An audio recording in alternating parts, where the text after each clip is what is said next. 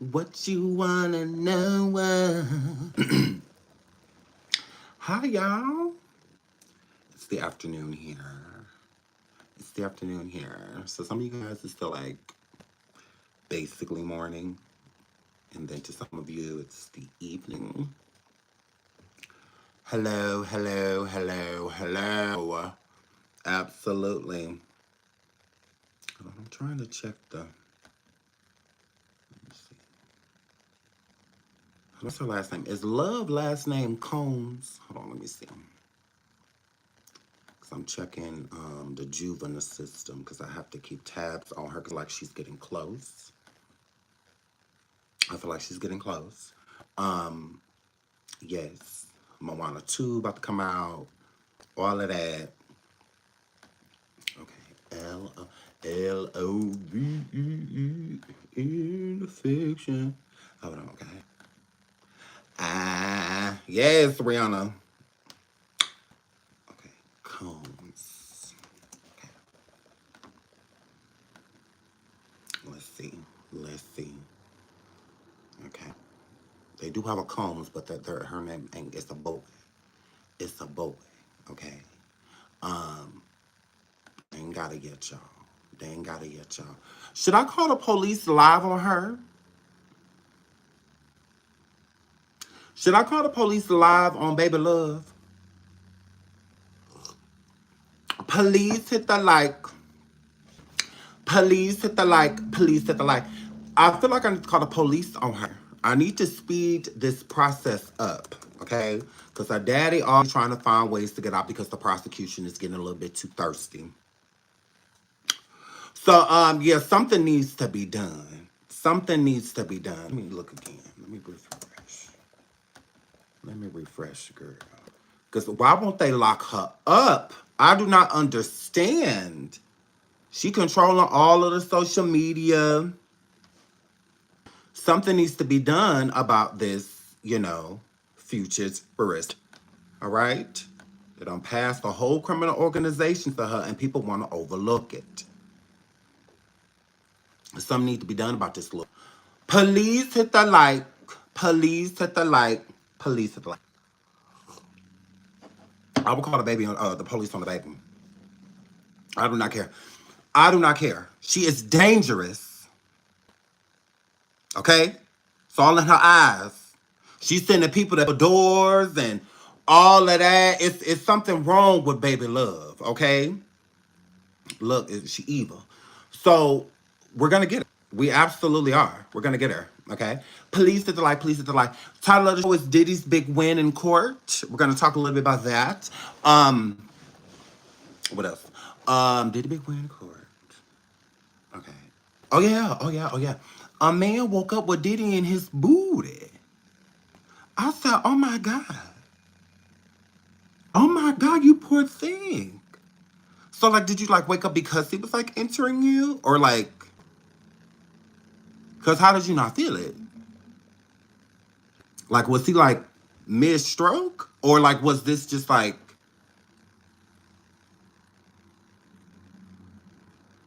I don't know, like confusing.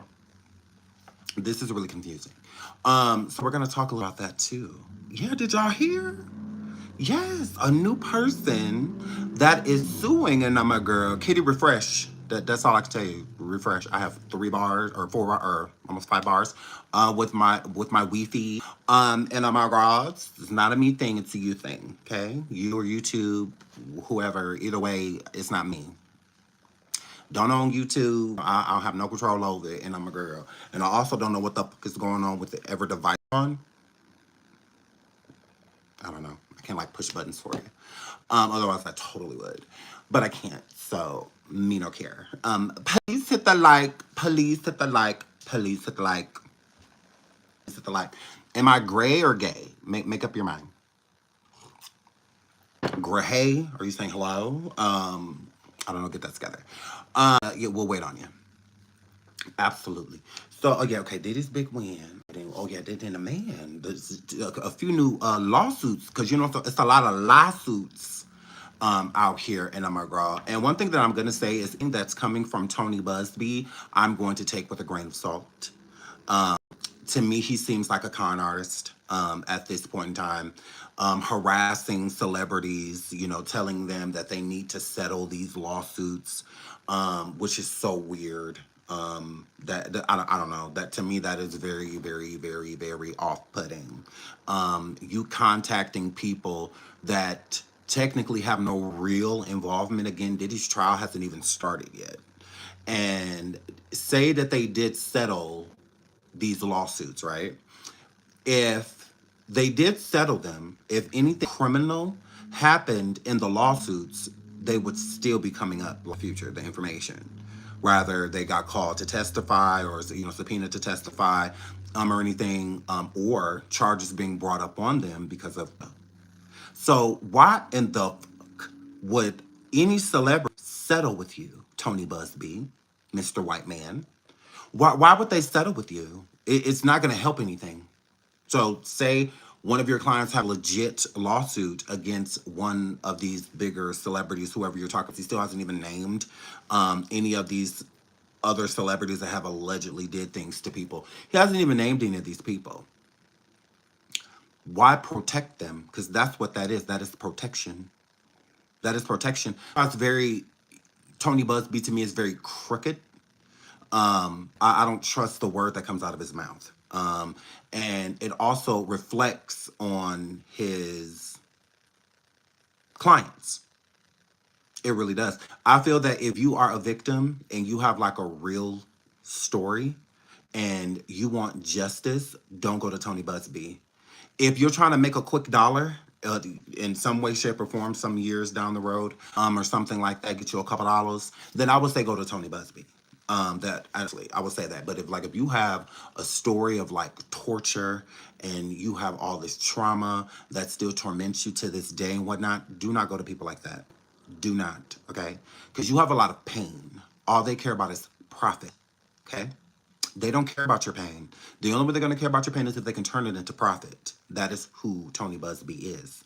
Tyrone Blackburn, and other of these, weirdos that claim that they, fight for your justice when they're really not. They're just ambulance chasers at the end of the day. So they truly don't care about you. It's like a lot of these content creators that bring these victims onto their platforms to have conversations and whatnot about it. And these would be a lot of the same ones that have lawsuits who shouldn't be speaking at all.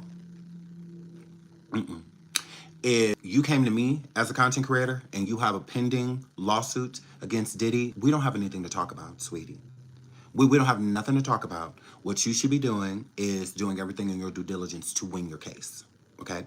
And commercial media, they can still use those things against you. They can, and they can even use the things after you. So say you are a victim and you are in the process of suing Diddy, and you go onto people's platforms and you talk about your story and the things that happened to you. They can use that, and they can also use those same contents if they don't like you or if you have a falling out or a disagreement, and they come forward and be like, oh, that person was lying. I don't even believe that they ever went through anything with Diddy, or that they can use that against you too. They absolutely can. So that's why I say I have no interest in talking to any victim of Diddy's that is suing. Now, if you're a victim and you're not suing, then yeah, we can talk. We absolutely can. If you want to come and tell your story, stuff like that, I'm completely open to it. And the thing about Sean is Sean will protect you to the best of his abilities, okay? I removed families. I absolutely have. If you know who Hag Ra Right is, I took her mother from her. Absolutely did. I told her that she would never see her again. She didn't. So I make pop. Yeah, I make moves. Absolutely. I make moves. So, and I'm like, I make moves. This is what I do. And a lot of the time, over the phone. So, yeah, I make pop. But, these other girls that y'all go and talk to, again, if things happen to y'all, people start contacting y'all or y'all get scared, stuff like that, they don't care. They don't care. The most that they'll do is bring you back on their show to talk about it. They don't care though. Like, if you call me, like we were cool. If I could do something, I would do something. Like if you're just like, Sean, I just don't feel safe here. I need to get out of here. I would help you get out. I would, because I'm the type of creator, I care about people and care about the things that they're going through. But yeah, if you're impending lawsuits and stuff like that, I don't feel like you should be talking to anyone, unless it's like your attorney or Diddy's attorneys, maybe. But other than that, shut your fucking mouth. You look weird. A lot of you, it's a few of you that are going around, and it makes it easy for people to discredit y'all. And I don't feel that that's helpful to the real victims, like the ones that like have nightmares and stuff of the things. I don't feel like that's fair to them, because then when they come out, you got these discreditors, the ones that probably was clout chasing or exaggerating parts of those just to get certain people's attention so that they will want to have interest in them. I feel like water their stories and stuff down. And I will not support that at all whatsoever. Any victim that comes to the SeanDavieWay show is going to be treated just as such. Okay? Protection, what we can do to help you, we will. Even if it's just getting you resources and stuff like that, we're here for you. But the look at me, look at me, look at me's, I was the first Beyonce's and all of that, yeah, miss me. miss me. Miss me. Please hit the like, please hit the like, please hit the like. Yeah, there's only one. We are all meant to be who we are.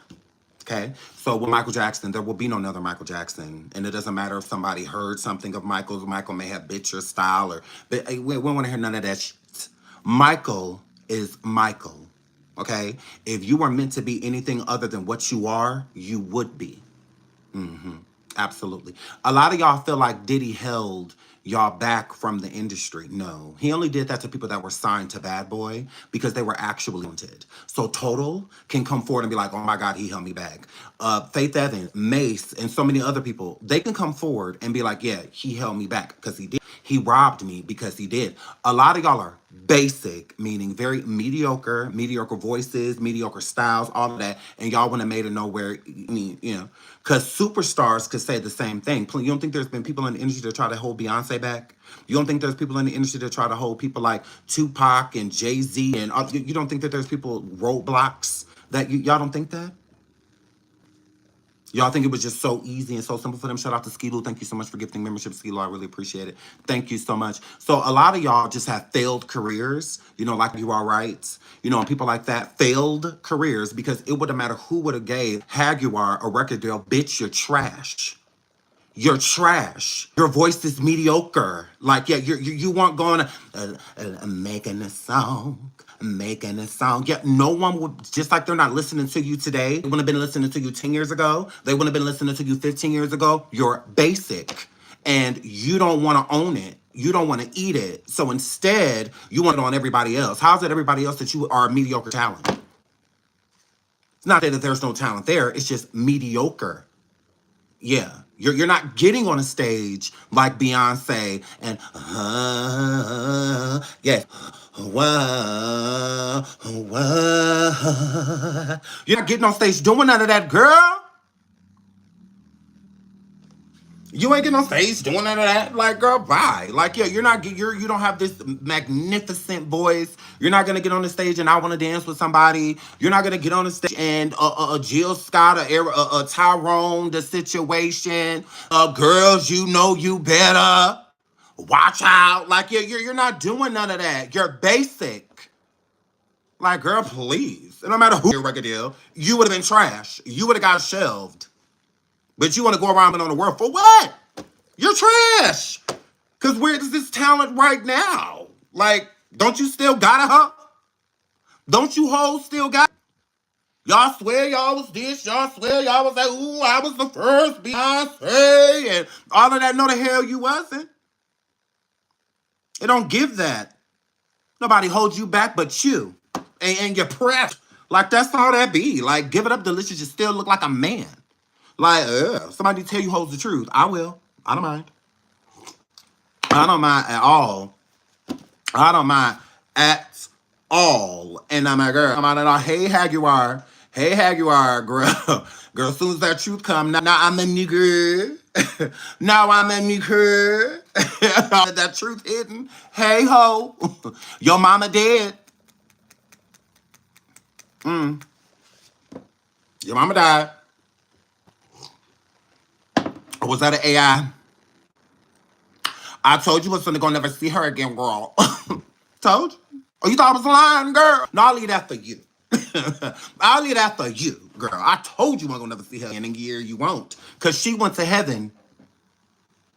And we all know hell and propane draws. Yeah, with mental illness and all that, it's a place in hell for people with mental illness. It sure is. Absolutely. Absolutely, girl. Absolutely, girl. So, yeah. Yeah. So, yeah, ain't depressed. So, I'll be like, yeah, no, the only Beyonce is Beyonce. The only Rihanna is Rihanna. If you was in the song, had a good idea in your, but you were basic and your voice and everything was mediocre, and they decided to slide that to somebody with talent to you, you should probably take that up with the person that took it from you. It's probably what you should do. But instead, y'all want to be mad at, all of the wrong people. Instead, oh, Jay-Z, it's your fault. Oh, this person, really, oh, no, you're just trash. That's it. You just trash. That's all that word. Ooh, and you're pressed. Yeah, you're just trash. You'll get over it. You'll get over it. Eventually. One of these good days. How do you fish king pan? I love you, friend. Absolutely. So it's just like, yeah, this is a gay bar. Absolutely. Correct. This is the wrong place to be if you don't like gay people. That's weird. We didn't invite you hoes here. We don't know you hoes. We don't get to either. Absolutely not. This is why we don't say hi to you bitches. This is why y'all come in and y'all say something, because we don't feature y'all. Y'all can't sit here. No. You can't sit by us. You can't even sit at the table. You can't even sit at that one. That's why y'all come in talking to us. We don't see you hoes. Like we don't see y'all. We literally don't. We too busy being popping. We're too busy popping thing. Like yeah, we don't. Gross. Gross. Yeah, we don't know you hoes, and we don't want to get to. Does that upset you? Like right here in your chest?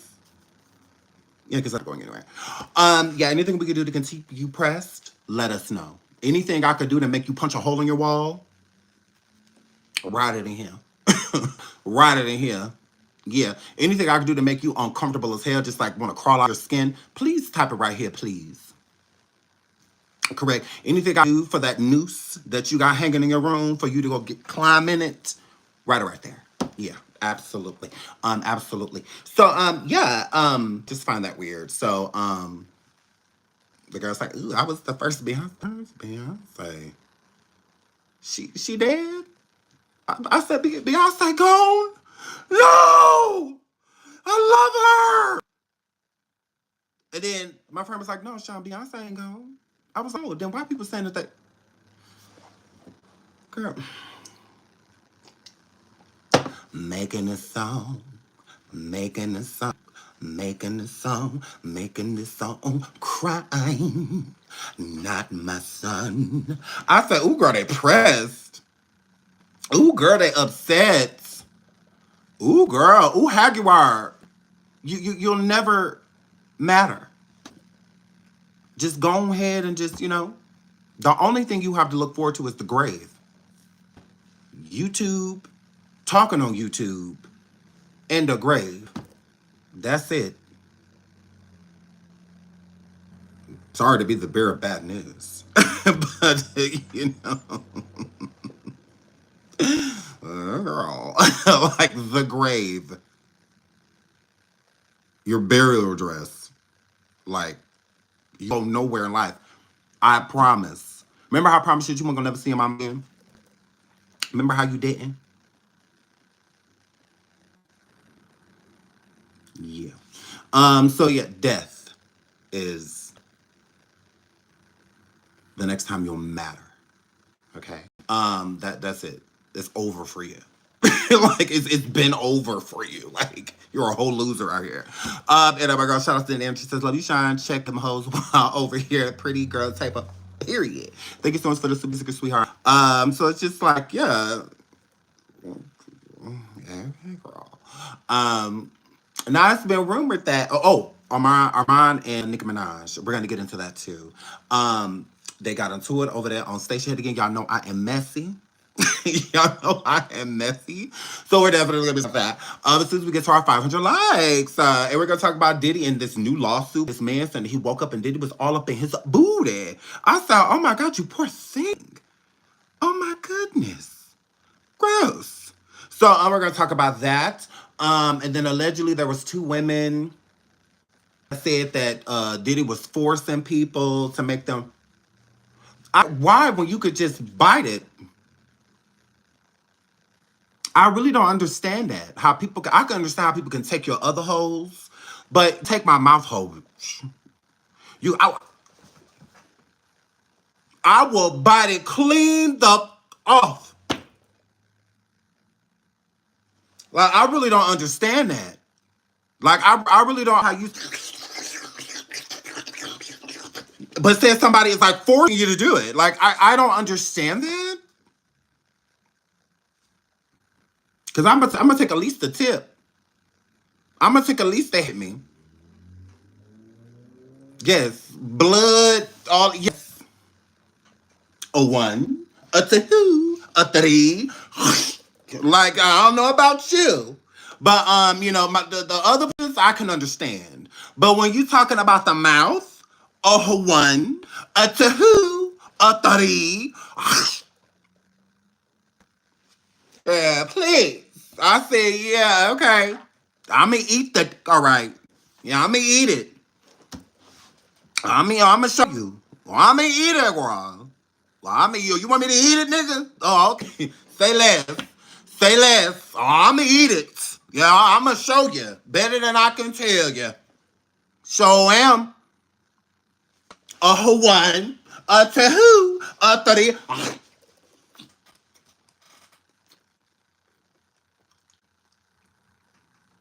Oh, I'm sure about me. So yeah, I don't know about all that.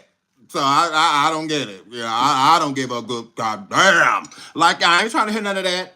Oh well, yes, this is why I got starred because all of them jumped on me after I did it. Oh well, but I'm biting it off. Got y'all damn nerve. I just couldn't help it. I was just like,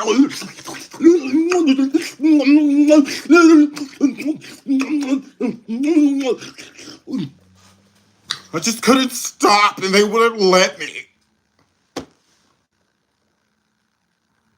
Excuse me, girl, please. I would have been in there like a red nose, like a red nose, and he gonna bite it like a red nose, like yeah, cause I don't know what the y'all are talking about. I'm like, excuse me.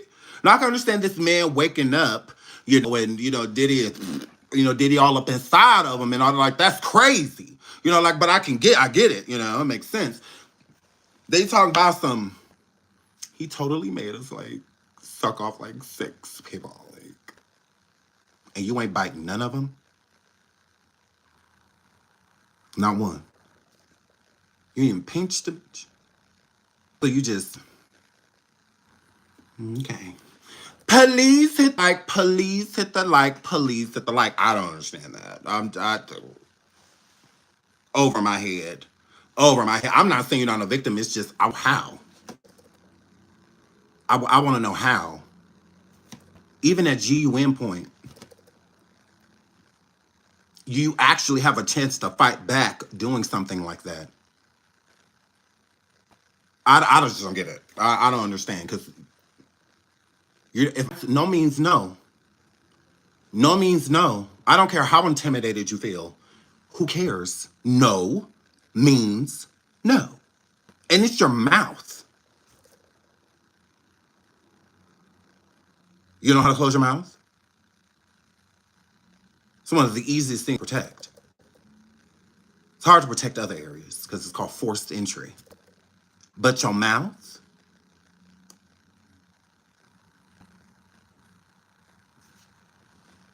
weird. Let's get into these hot topics before we get into our title. And I'm a girl. Please hit the like. Please hit the like. Please hit the like. Now, Quincy. What I say? Hold on. Let me find that real quick. Yeah. Did y'all see this thing with Lisa Ray? I found that hilarious. She was talking about, oh yeah, Nicole Murphy. Yeah, she, I was about to put the pause on her because she slept with my men. It's like, but you was sleeping with people, men too. Diamond, please go sit down. Diamond, please don't make yourself no victim. Like, Diamond, you can't sleep with other people, men, and then get mad when karma knocks on your door. Like, girl, you were doing the same thing. Rather you knew or you didn't know, or though. So, I mean, it just is what it is. Um, but I found that hilarious. Quincy and Christian Combs. Well, no neighborhood talk. It's Quincy Brown and Christian Combs. Okay?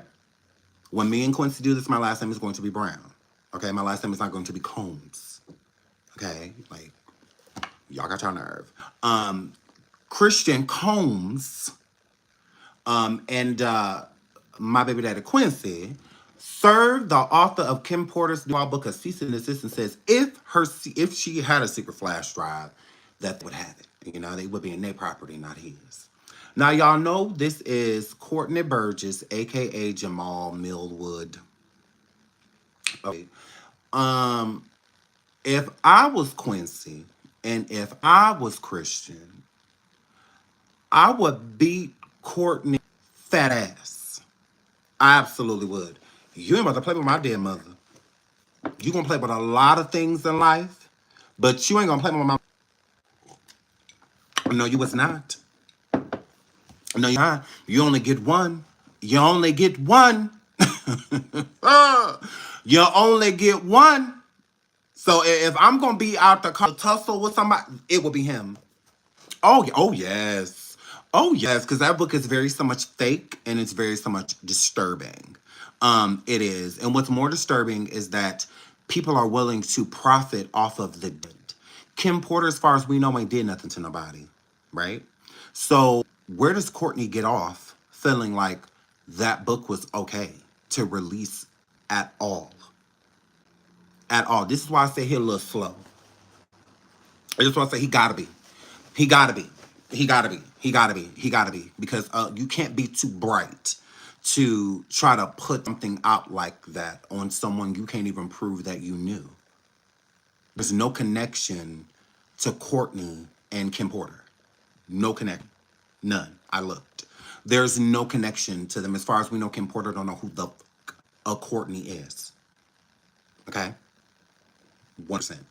So, no flash drive of Kim's or any memoir, diary, nothing has ever been proven to be real. Not even by the courts, like the prosecution and whatnot, because they would definitely take something like that into evidence, even with her being deceased, if she is naming any crimes, number one. So I think that that is utter trash for you to lie on her and say the things that you said about her when you don't know her. Okay.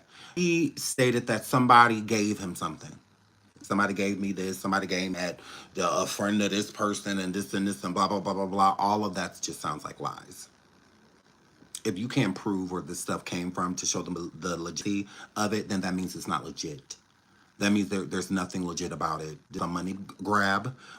It gives that you need money. Because why would you do this?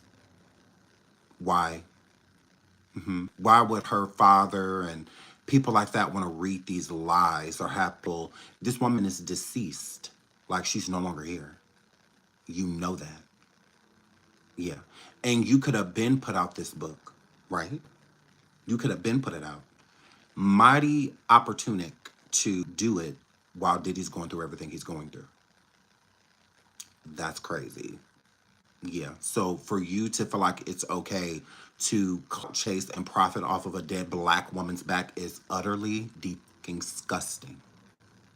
It's disgusting. You are disgusting. You are. 100%.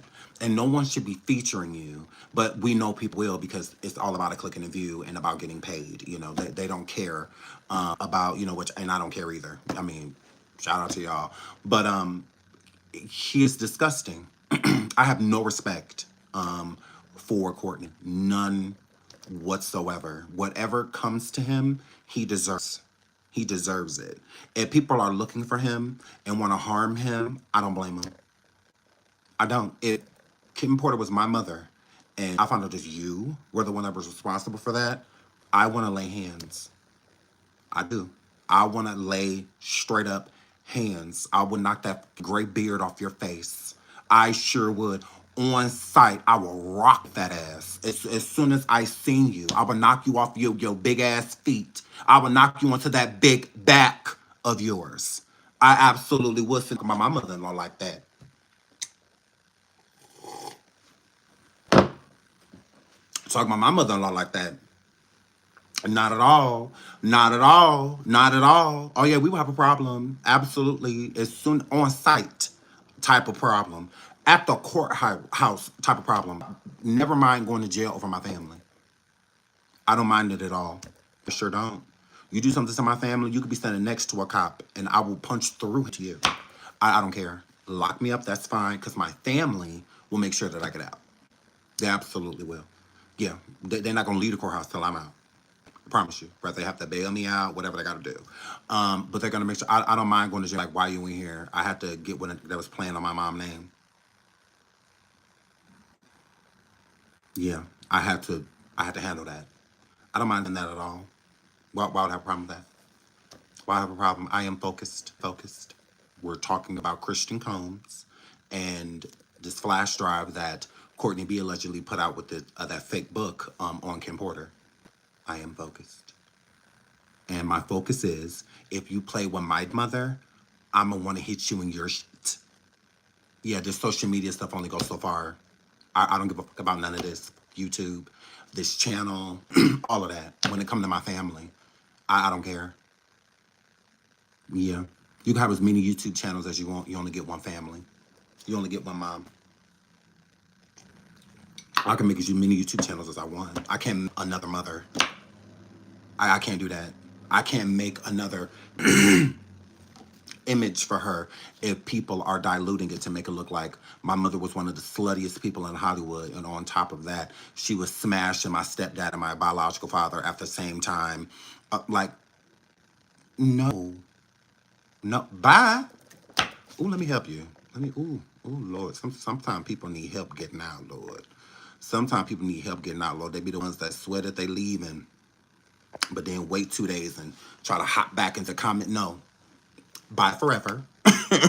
Bye forever, ho. Just when you thought that you had a friend, you don't. Shout out to Dayla. Thank you so much for the super sticker, sweetheart. Oh my God, I love. Thank you so much, sweetheart. Oh yeah, absolutely, Giselle. Sometimes you gotta help these hoes. Yes, yeah, so sometimes, yeah, because they be like, bro, oh my God, I'm leaving. No, let me make sure. Let me make sure. Don't ever come back to this.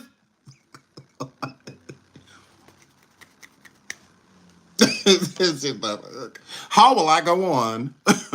How will I go on? Oh my God, they done left. Oh God. Over there 600 or some people in the building, but this one person's leaving. What am I going to do? What am I going to do? Life is just over for me, right? Like, it's not. That's the great thing about being popular. Like, I'm that. You're not. So, Bahu. Longest exit ever. Longest exit ever. Imagine me not caring about you answering, but you think I'm a kid or two. If I didn't say hi, why would I want to say bye? Understand? Gross. So, and I'm a girl. That didn't age well. So, yeah. That'd be the longest exits ever, y'all. I swear they'd be like, oh, I'm leaving. We don't care. Like, when they leave, the lights gonna go out. They're like, I'm leaving. When they leave it, they be like this.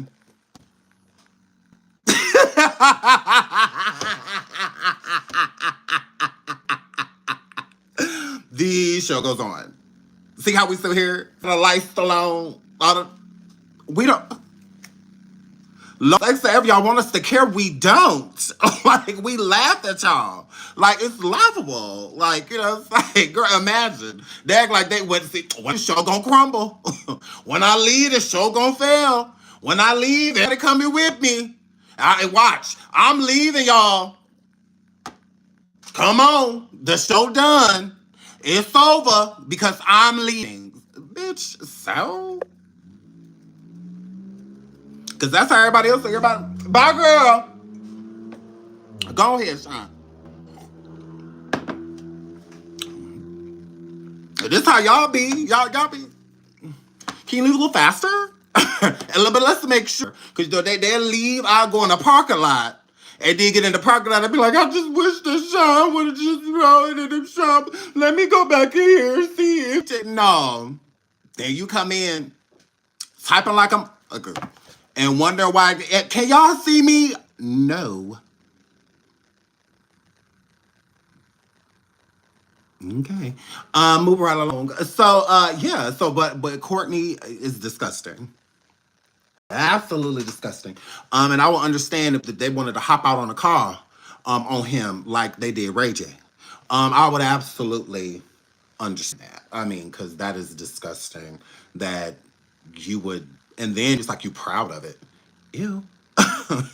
Then it's like you're proud of it. It's like that woman is deceased. She's not here to speak for herself.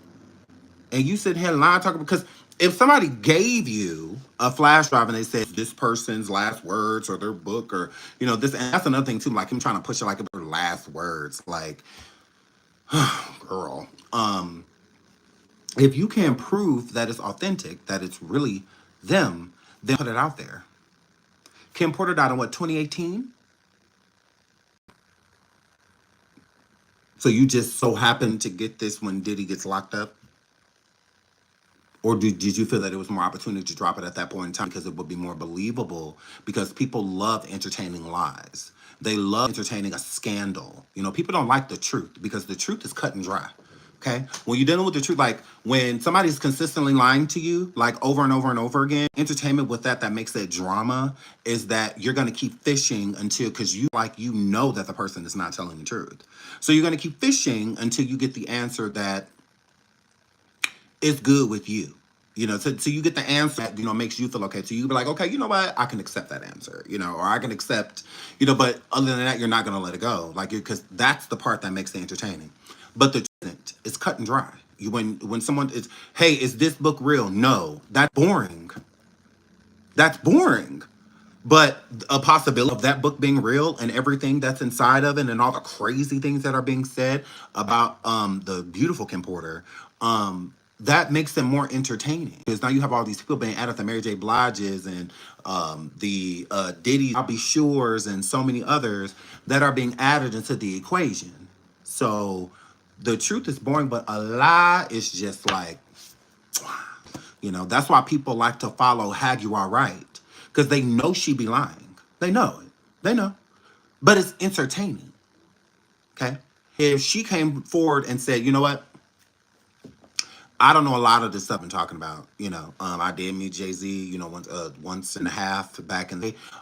Performed background vocals because that's what I do. I'm a background singer.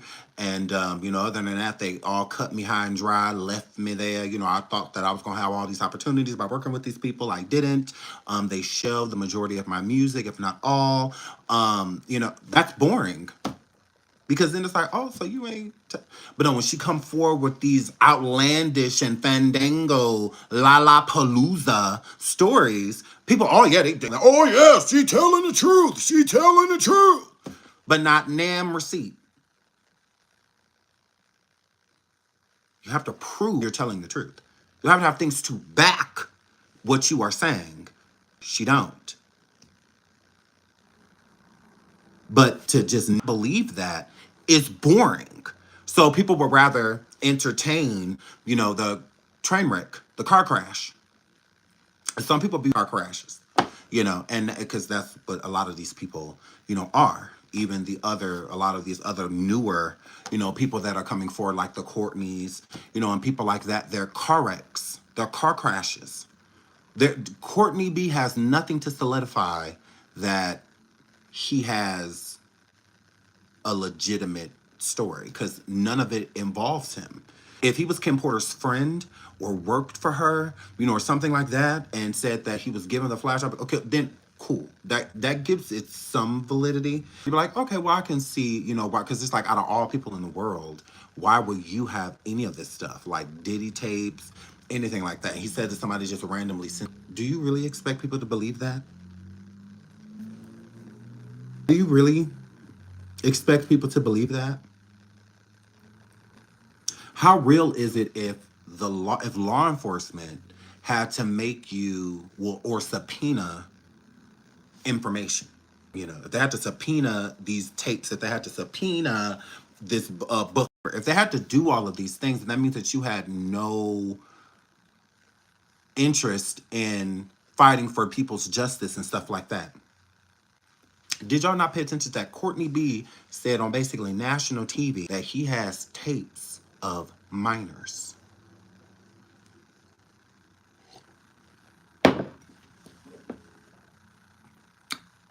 Y'all not questioning that at all?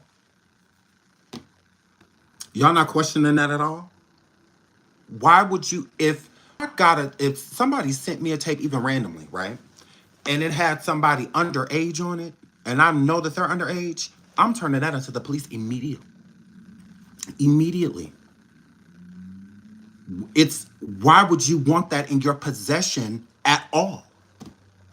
It gives you sat over there like watching it over and over and over, and it gives me creep vibes for someone to have something like that in their possession and it have to be subpoenaed to be turned. No, that should be something that you should have turned in just cause. See what I'm saying? But I'm not supposed to question that because he's talking about it, because the lie is far more entertaining than the truth. Because the truth is he is a perv. Because you would have to have tapes of young women and young men in your home with adults in these tapes doing things to these people, sexual things, at that, and for subpoenas for you to turn it in. You are a weirdo. Is something wrong with you? It absolutely is, because that's weird. That is weird. That is weird. When the R. Kelly tapes first came out, I'm the same age as Shona, the 14-year-old in the video. We were the same age at the time, right? My cousins got it because they were literally selling it in the Chicago streets. Like, we were on our way from Indiana to Minnesota. And we stopped in Illinois because, one, we know people, and then two, because you basically kind of got to go through. Unless you go the other way. But you basically got to go through near Chicago, if not Chicago, get to where we were, the way we were trying to go. So there are people literally in the streets, so just would knock on our doors and try to sell us bottled water or food and tapes and songs and bootleg movies and stuff. It was the same thing with R. Kelly tapes. My cousin bought one. He sure did. He bought one because it looked like the 12 play album. It was like red and black and whatnot, and then it had all this like graphic stuff on the back of it, but the front of it looked like his 12 play album. The front of it looked like 12 play album. So when we got back and we had, because we all watched it together, mind you, at that point in time, I was the same age as Rashona.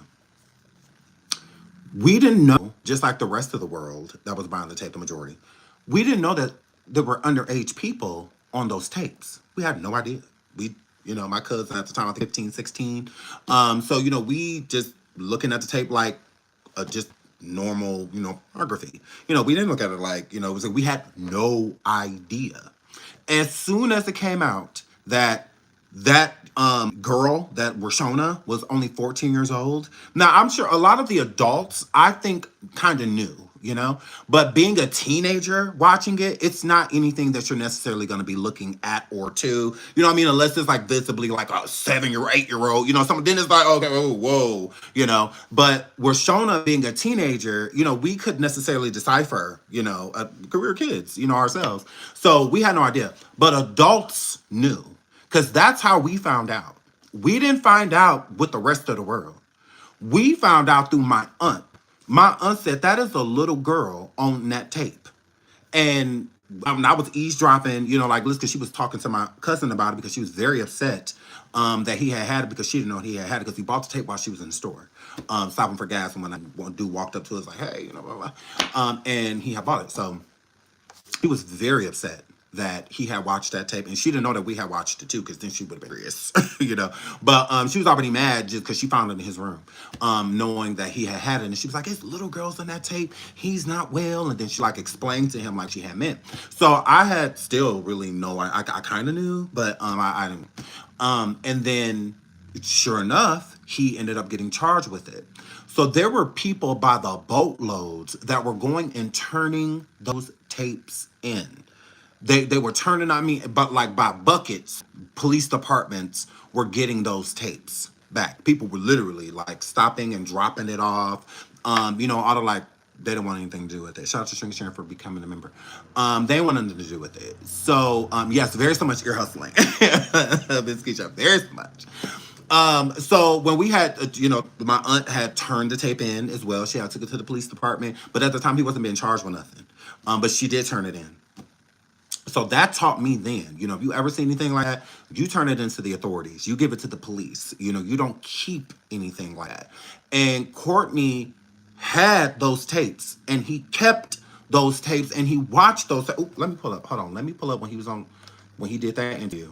This one I found him disgusting. I'm just like, yeah, I can't have anything to do with anybody like that. Like, is he like slow? Because I'm like, why do you feel like you should have turned those tapes in? You should have turned them in immediately. Like, why did you need in your possession minors having SEX with adults? Why would you have in your possession at all a minor doing anything? Like, why would you have that? For what?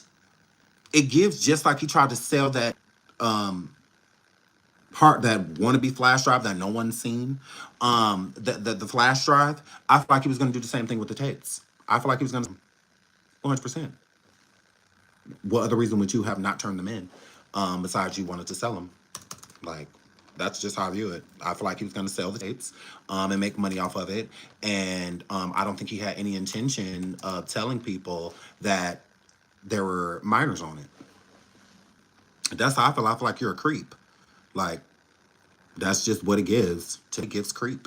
100%. Let's get into this. Hold on. Let me pull this up. NewsNation. You've mentioned 8 videos, 8 celebrities, 6 of them men and 2 of them women. Can you tell me where that's inaccurate? You're right. Out of those 8 videos, 8 celebrities, men and 2 women, how many of those 8 celebrities were close to being underage or potentially underage? 2. So he's saying it was 2. So he's saying he noticed for sure. And these are videos. Videos. Males. Out of the 8 celebrities who were recorded having intimate relations with Sean Combs, how many of them appear to be either inebriated or intoxicated or under the influence? All of them. Out of those 8, He said they were all intoxicated, including the minors. How many appear to be potentially victimized? How many might have been victimizing? All. He said all the celebrities victimizing these people, these young people and whatnot. He said all of them. Were victims, or were perpetrators? They victims. Victims. And Victims, he says. of those, In his possession. So he has 8 tapes of victims in his possession, holding on to them. 8, how many seemed to be potentially minors? 2 to 3. 2 to 3. So you are knowingly sitting there watching minors. Why?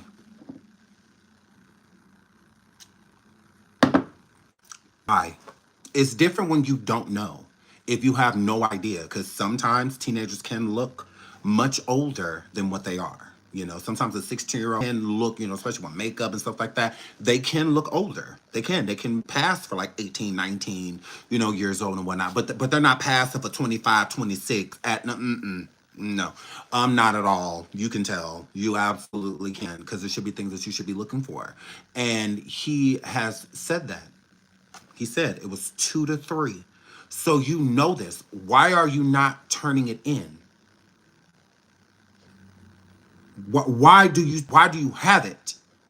Why are we finding this out on NewsNation and not finding it out because of the police report you made when you went and turned these videos in? Like, That's crazy. That is literally crazy. The gift says it's breaking up. Leave. Um, yeah, just leave. Yeah. So shout out to Hello Kitty. She says we will throw hands for SeanDavieWay. Keep doing what you're doing, love. Thank you so much, sweetheart. She says keep spreading the truth and throwing the trash out.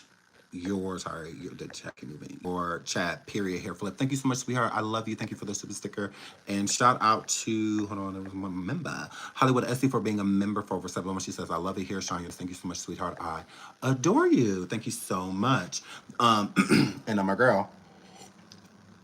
Yes, I said leave. I have 4 bars. So it's either a you thing or YouTube thing or just refresh. Or just leave. Because you're interrupting my show. Now, if more people are saying, oh, it's freezing, it's this, it's that, then we'll look into it. But you just saying it, that means fix it. You do something. And if you can't do anything instead of interrupting the show, just leave. I said it. It's not me being rude, you are. I'm running the show, you're not. So, like, that's the thing. Careful. Not anymore. Not anymore. You say interrupting? You No, of end course up not. in Hold on. possession. Of course not. You're not interrupting, my love. Let me prove it. Let me prove it. You ain't interrupting so bad. God, we gonna do this. We gonna do this, bro. You don't ever have to worry about, like, you're not interrupting. You're not interrupting at all. Go tell your story. Go tell your story. Interrupting, see? Boom. So, yeah, so I find it very disturbing that he didn't turn the tapes in. And that very disturbing. 100%. I find it weird. And I feel like he was watching for entertainment purposes. I feel like he was enjoying those tapes. Because what other reason would you not turn it in? What other reason? She's drinking share. Oh, my baby, she gifted 5 memberships. I love you. I love you. Thank you so much, sweetheart. Oh, my God. I love you, girl. Hair flip. There's plenty of people on YouTube that don't like me. You could go link with them, jump in their chat, get my sticks from them. Like, oh, we hate Sean. We hate Sean. He's still going to be popping some. He's still going to be popping some. Still going to be on. So, yeah, hair flip. Go tell your story. So, yeah, I feel like he is a perv. Of these flash drives. I ended up with a flash drive with a friend from a record label that I was on. A flash drive with a friend. So you didn't verify anything. Some random person gave you, and it's a shame how you sit here at this table, Courtney, and it's like you need to put your stomach on top of the table. And then you gonna wear this black blazer like you're not already giving Penguin. You know, so I mean, you are already doing a lot. Destroying furniture, all type of stuff, sitting here talking about some, and then with this empty coffee cup, because ain't nothing in that coffee cup. Ain't nothing in it. Destroying this damn shirt like that. This shirt, the third button at the bottom is... Look at that button.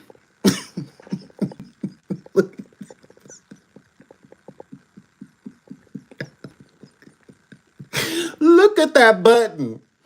This little pig is still hanging on for dear life, Lord. Look at that button. Oh my God. Sitting here with type 1 and type 2 line. Look at that damn button, y'all. Screaming. That poor shirt. What did that shirt do to you? Oh my God. Sit here gasping for air. I cannot. Lord have mercy. But that shirt's hanging on your life, Lord. That poor shirt. I was like, did the shirt do something to you? Please hit the like, that button is upset, Lord. Oh my God. Sit here, whole perv in this damn shirt. This little piggy is screaming. Girl. Fucking creep. At the time I was recording in Atlanta, and I ran into Recording what? Girl. a person that knew Kim Porter. So at the same time, she wanted to speak to her on the phone because she heard my voice. She said, "Who that? That's Courtney B." And then later on that night, he came over and gave me the flash drive. And we supposed to just believe that. You didn't explain anything in this 8X shirt.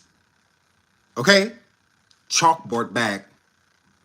Big back, big back. Like, look at here. Quasi. All you're letting us know is that you are a perv. You had these tapes. You knew that there were people on there underage, and you watched them over and over and over and over again. Why did you turn them into the police? That's weird. I don't want that in my possession at all. Those are felony charges alone. Have anything of minors doing anything, especially damn sexual. Felony. Out the gate. I would want nothing to do with that. Get that out of my house. Get what? Ooh, let me call the police. Ooh. Police, please come. I don't even look. I'm so nervous. I don't even want to drive it to y'all. Can y'all please come get this up out my house immediately? And I would like to hurt. Like that. That's what I would have been doing. Covering my tracks. I had no idea that these was gonna be somebody sent this to me. Here, as far as I'm concerned, these people do not look of age. It looked like they are being assaulted and whatnot. These are victims. On some look like they grown, some look like they not. Police come and get this out of my house immediately. And then is the part how you know these people do not be telling the truth. Oh Lord. They don't never say who these celebrities are. If you are going to be a whistleblower, you have to name names. He's sitting here, it was 8 celebrities.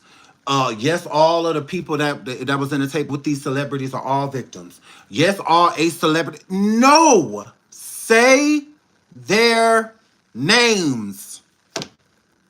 There's only 2 reasons to not say their names. Well, technically 3. Okay? 1, because you already did to the police and it's a pending investigation going on. That's one reason to not say any names, but that means you shouldn't be speaking on it at all. Okay? 2, it's because you're protecting them. And 3, because you're fucking lying. Yeah, those are the reasons to not say celebrities' names. That's it. There's no other reason around it.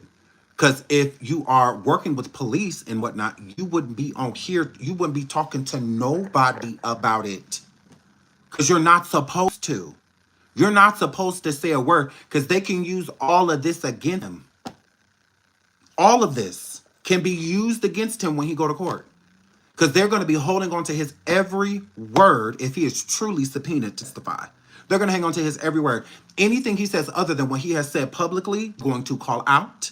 They are going to hold him in contempt if he is perjury, all type of stuff.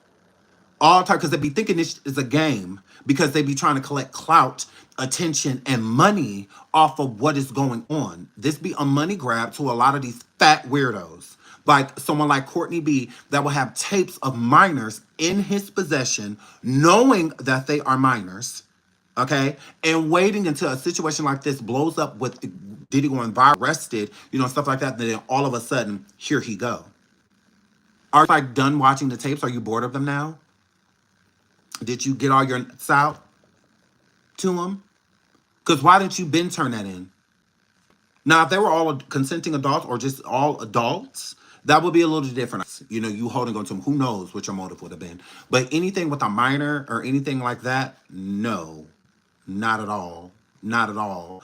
And I also don't believe that whatever he allegedly got subpoenaed and turned into evidence, I don't believe that those are the only copies. Because I believe that he is a perv. I do. You are a perv. Because not one point did you sit on here and say that you turned these things to the authorities because what you saw was wrong. What you saw disgusted you and something needed to be done. No, not at all. You just stated that you had these things. So since you stated that you had them sitting there with your attorney, of course the prosecution is going to want what you have. They're going to want it. Why did it take all of that? when you could have just turned it in on your own? When you could have went to the police department and turned those things in? Why did they have to be subpoenaed? It gives that you Public were statements you enjoying mentioned, what you were watching. That's what it gives to me. There's no, because what other reason would an adult want to have a minor doing anything? Yeah, Gene Deal is extremely sketchy. Hi, LaRon. Gene Deal is extremely sketchy. I don't trust anything that comes out of his mouth either. No. I used to be a fan of Gene Deal and not, but the more time passed, the worse things got. Like when he said that about Usher and said that it was a rumor that Diddy had like basically anally destroyed Usher and whatnot, that he had to go to the hospital and all of that. Disgusting. I don't want anything to do with Gene Deal. How could you be knowingly sitting there knowing that this happened to a kid, that this happened to a teenage boy, and you didn't do nothing about it? This is not a game. These are people's lives. Like, to me, that's crazy. And you could have been said something. You ain't say nothing. This is newer information because it's given all the stories that you had before because people pay Gene Deal to tell these stories. I wouldn't get that motherfucker a dime. Why should we have to pay you for you to tell the truth about all these crimes and things that you said you witnessed? It's bad enough that you allow Diddy to break Kim Porter's nose and all of that. Ain't that enough? Like, goddamn. You already didn't protect the women that were around. You weren't doing it with kids either. That ain't nothing to play. Even if you don't have any proof, you still go report it. Because if you're not a snitch, then why your ass on YouTube talking about it?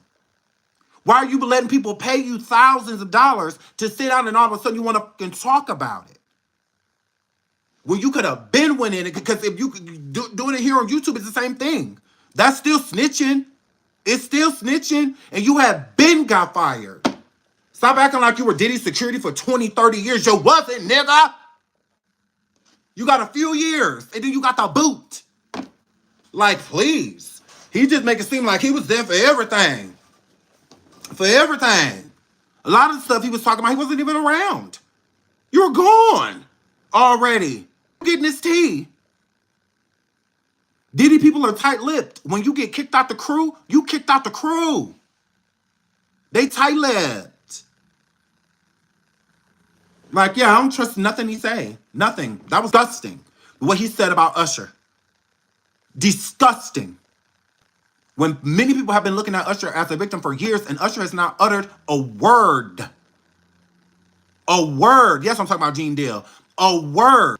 And then for you to feel like you can profit to be sitting there getting paid, talking about this man's alleged trauma as a teenager, you are disgusting and complicit. You're disgusting. You're disgusting. Because it's all fine and dandy until it happens to these people. Because if that was Gene Deal, little cousin or little brother or something like that, his reaction would have been completely different. But since Usher ain't related to him, you know, or anything like that, then you want to look at it as you want to look at it as something that can be bought. That is somebody's trauma. It don't matter that Usher famous, he's still a human being. He's not above depression. You don't want all of that because he got money. If anything, can make it work. To me, that is trash. Don't respect it. So I do not respect Gene Deal, and I do not trust it comes out of his mouth. For you to be holding on to that type of information instead of being respectful and talking to Usher about it. Because you can promise you, he ain't never said anything to Usher about that. He ain't never tried to get in contact with Usher and talk to Usher about what he was told. But you want to bring your old fat ass online and get paid to sit there and profit off of somebody's trauma. Y'all are disgusting. Y'all are disgusting. These are people. Like, my God. Y'all act like y'all talking about people not getting just due from music or something like that. No, these are people that have been R-worded, M-worded, essayed, affixed. All of this crazy. And y'all turn it into a game. Y'all make it like it's a joke. It's not a joke. It's not a profit. Because did none of this happen to Gene? Did none of this happen to Courtney? But y'all want to go around and play with it. They sit with psychos and people that need their meds and try to collab with the bitches delusional. Hagwire, we already know she is. And y'all want to sit and try to collab and bring for what's there to collab? She crazy. This is a game to y'all. That's why I can't respect the blue sponge. I can't respect none of them because y'all are trash. Y'all are trash. Shout out to Sunshine for gifting 5 memberships. Thank you so much, sweetheart. To me, that is trash. It's trash. I can't respect the Sean Atwoods and people like that. Y'all are trash. Trash. All of you. That's why it's laughable when y'all be like, jealous of what? Jealous of what? And ain't nobody they do that I can't talk to. I've never been in Courtney B's DMs. We don't have nothing to talk about. As far as I'm concerned, you're a perv, and I don't talk to those. I don't have to say to a man that'll sit there and hold minors banging adult men and being victimized by adult men on tape. I never have anything to say to you. What do we have to talk about? I don't talk to those type of people. Ask the manatee. I don't deal with those type of individuals. I don't. I have Lil Rod's personal phone numbers, both of them. Never dialed them. Now when I got the information that I got, are you a fist? You're an R-worder? Oh yeah, we don't have nothing to talk about. We don't have nothing to talk about. What do we have to discuss? I don't give a what Diddy did to you. You got it honest, bitch. I don't care what Lil Rod complaining about what Diddy did to him. His only issue is that he did not get paid. He is suing Diddy for the compensation that Diddy should have gave him for helping him in producing his albums. It don't have nothing to do with no trauma or nothing like that because Rod is not a victim. He's not. He was down for everything Diddy was doing, all of it. The problem was that he didn't get paid and Diddy just dumped him. Left him with a wet ass like prom night. You got all of this build up, y'all dating and whatnot, then y'all go to prom, he's smashing, and the next day he ain't got nothing to say to you. He just gone. So now you're envious. Now you're angry. That's him. That's him. There was nothing he was doing with it. He was even telling y'all in the lawsuit he was willingly going to get prostitutes from ranches and whatnot, bringing them back, allowing himself to be recorded, having SCX with these people. Diddy. He telling y'all about him being complicit. He telling you. But let's overlook that. Why? No, look right at it. Look right at it. There's videos, even on my channel, videos of him trying to sue Diddy in the past over music, over publishing, over credits. Not being a tit or anything like that. He didn't say a word about Young Miami, her cousin, none of that. All he wanted was the money that he was due from producing. Diddy ignored him. That upset him. All of these false promises. So he sued him. And he added all of these allegations and things inside, things that he was completely complicit with. He knew that Diddy pow-powed that man inside of that studio, Justin's friend. He knew he did. He helped cover it up. He went in there putting towels on the dude, all of that stuff, helped them take him outside and set him outside. And say that it was a drive-by. He was complicit. He didn't do it out of fear. He did it because he was in love with Diddy. That was his man. And guys, that was his boyfriend. But he didn't want to talk to y'all about none of that. He didn't want to talk about how he was forcing himself on women, inside of women, and not just vaginally. After these women would tell him, no, no, no, I don't want to. No, no, no. He would continue. He didn't want to tell you how he destroyed a black family. How he was sleeping with a pastor's wife that he was playing instruments for at their church. And how he was sleeping with her and kept sleeping with her. All to inside of the pastor because he felt some type of way about the pastor. But was sleeping with that man's wife the entire time. How he got all of these damn kids out there and ain't taking care of none of them. None. Yeah, Lil Rod. Y'all didn't learn all this failed? Y'all didn't learn none of this from there? Because I have proof. Literally. Don't get survived, Rod. Because it's not an issue, you fucking rapist. It's not an issue. It's sure, because that is what you are. And you know you are. I have receipts of him paying a woman's rent so that she would not come forward on him while this lawsuit's going on with Diddy. That is who the private investigator that reached out to me, Diddy's private investigator, that's the information that he wanted from me. He wanted to talk to her. Yeah. He wanted to talk to her. And not only her, her friend, because he did it to her too. And he paying these women. He went on Tisa Feild's show just so he can give more money to the women that can expose him. Yeah. So he collected money from YouTubers to pay off his victims while he trying to sit here and act like a victim for Diddy. Yeah, because him and Diddy were going together. They were boyfriends. He was Diddy little jump off. That's all that were. The actual relationship that y'all thought Diddy and Carisha had, that's the relationship that Diddy and Rod had. Rod was willingly sleeping with Diddy, willingly tooting that ass up and letting Diddy smash. Willingly. Please. But now since he ain't getting his money from Diddy, and he a sex addict, you know, and all of that, and a drug addict, because Diddy kept it out like candy, and being removed from that, you can't afford all that stuff and what like. So now you done took me from the promised land. I'm sitting here with withdrawals, not only from the Uggs, but from the SCX. All the, yeah. Now I'm going to sue you. So that's what he did. Diddy was his man. He wanted to make it seem like Cuban Gooding Jr. was touching on him and all of that. No, you willingly Cuba. Willingly. You, him, and Diddy will have threesomes, all of that. You were willingly f***ing him. Don't make it look like all of a sudden, no. It was willing. But you want to make it look like, oh, you was just in this hell. No, you were not. You were missing holidays with your family. Willingly.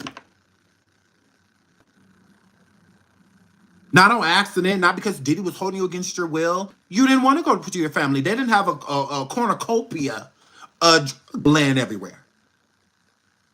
You have withdrawals going to hang out with your family for a week and all of that. Or missing my kids' birthday parties. You didn't have to. You got to go home anytime you wanted. You just was scared. You know how scared that they're going to miss out on something? That was him. He was scared that if he went home, that he would be forgotten about when Diddy has so many different people around. So a dime a dozen. So he wanted to keep his stake. Because anybody being around Diddy, you have to have a title. Yeah. His title was producer. Whole time, he was an FO. Whole time. That's why Diddy never was like interested in like paying his. That was your role. I wasn't really needed. Like, why would Diddy use Rod as a producer when he worked with the best in the building? Rod ain't one of them. You're not. You're not one of those people. You're not. He go working with from the baby faces and the tones and all when it comes to the R&B and all of that stuff, and working with the Swiss Beats and the Timberlands and all of that to work with you.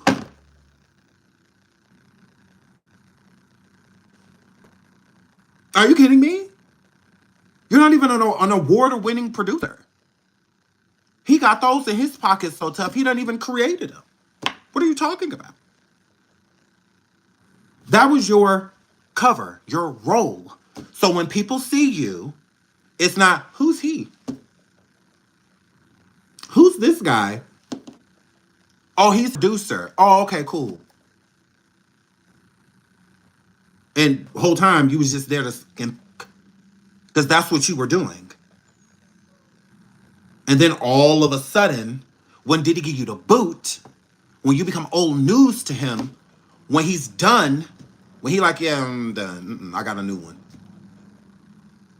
Then it's a problem. Now you're a scorned lover. When you were willingly doing these things to people. Willingly. Willingly R-wording people. You're doing that at your apartment. Not at Diddy's house. Were these women that you did these things to? You did them on your own time. Diddy was nowhere around. You can't blame him. That was you. And all of his victims are black. All of what do you know? Correct. All of them are black. Yes. I spoke to 3. Sure have. I spoke to 3 of them. And one of them I have a 2.5 hour interview with. Recorded. A 2.5 hour interview of her spilling all of the tea on Lil Rod. Yes, Rodney Jones. All of the tea. So I was like, whoa. And then the crazy part about it is she has proof of everything. Pictures of them in the studio together, pictures of them just hanging out, all of that, because they started off dating. It did start off that way. But she was very resistant. She didn't want to like be with him like that. Certain things that he would do to her, and she didn't like. And then it became certain sexual things that he would do that she had no interest in. No interest. And she would tell him, like, yeah, no.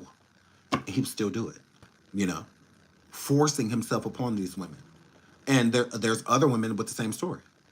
Same story. He'd be like, yeah, he would do. It's like, what? And this whole time I'm looking at him like, when I read his lawsuit, I like he was a victim. That's what made my defense of him is what made his victims reach out to me.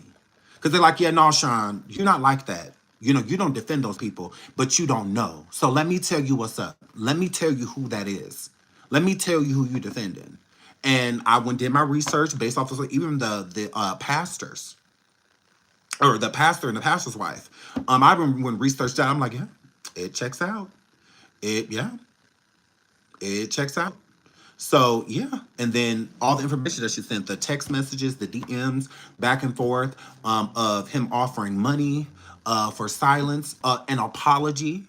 He basically apologized. And I say that because it's not like a real apology, but it was him acknowledging that what she said was true. And she even said in the text before that me. He does not deny it. He apologizes and even offers her money. Says that the majority of my money tied up with these lawyer fees and stuff with Diddy and whatnot, but I can throw you this for now. There will be more. I just got to win this case, and it's all about money. That's it. So this is a payday for Rod because he feels owed, which he is, technically, because a lot of the music that he produced for Diddy for the Love album, the Off the Grid album, Diddy didn't even use. That's the killing part. So he wants to be paid and compensated for even the stuff that Diddy didn't release. Because it's only like one song, like 1 or 2 songs, I believe, out of the whole album. Because he produced the whole album. No, you didn't. And according to those credits, you didn't. So whatever music you was making with him, he either just didn't choose it or, because that's what it is. Like, he didn't pick the songs that he didn't choose them. So, yeah. So he is a whole fraud. A whole fraud that wants money. And I do feel like he should be compensated. But the compensation that he wanted, because Diddy tried to not settle, but be like, look, let me give you what you feel like you owed for the little stuff you produced and whatnot. And then when he filed that lawsuit, that's when I feel like Diddy started to play hardball with him, because it's like, okay, not are you serious? Like, you filing lawsuits? Because that's how he's looking at it. Like, his ex-boyfriend is filing a lawsuit on him. Like, out of envy, jealousy, like all of that stuff. So, yeah, to me, that is super trash. Super trash. Yeah. So, that's all that were. That's it. That wants to be paid for, because y'all have to remember, he tried to sue Diddy prior. He went online, he did a GoFundMe and whatnot for lawyer fees and legal fees and stuff like that to sue Diddy for the music. And that didn't work. Nobody backed him, and really didn't nobody listen to him. So he came with the lawsuit. He came with that one, and used Tyrone Blackburn, and Chaser, used him to get the lawsuit off the ground, to get the lawsuit attention. Because that Tyrone Blackburn is known for outlandish claims, known for taking clients based off of their trauma and so based on what's going to be salacious and people are going to talk about versus to actually take cases he thinks that he can win, because he ain't won nothing. So I'm concerned. Many people he's done came forward with, even poor Jennifer Huff back in the day with the whole Nicki Minaj, well, not Nicki Minaj, Ken the Petty thing. He even dropped the ball for her, and so many other people. So that one worked with Tyrone Blackburn, because he ain't had no money. So, and he knows that Tyrone is thirsty. Oh, this is against Diddy. Oh yeah, let's go. This will bring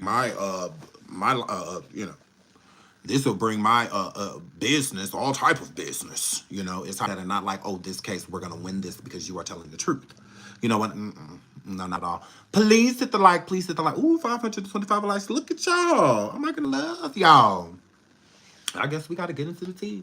But yeah, that type of stuff makes me mad. So, I mean, it just is what it is. And I be trying to hold back and not say nothing and just let these people rock. But, it's disgusting.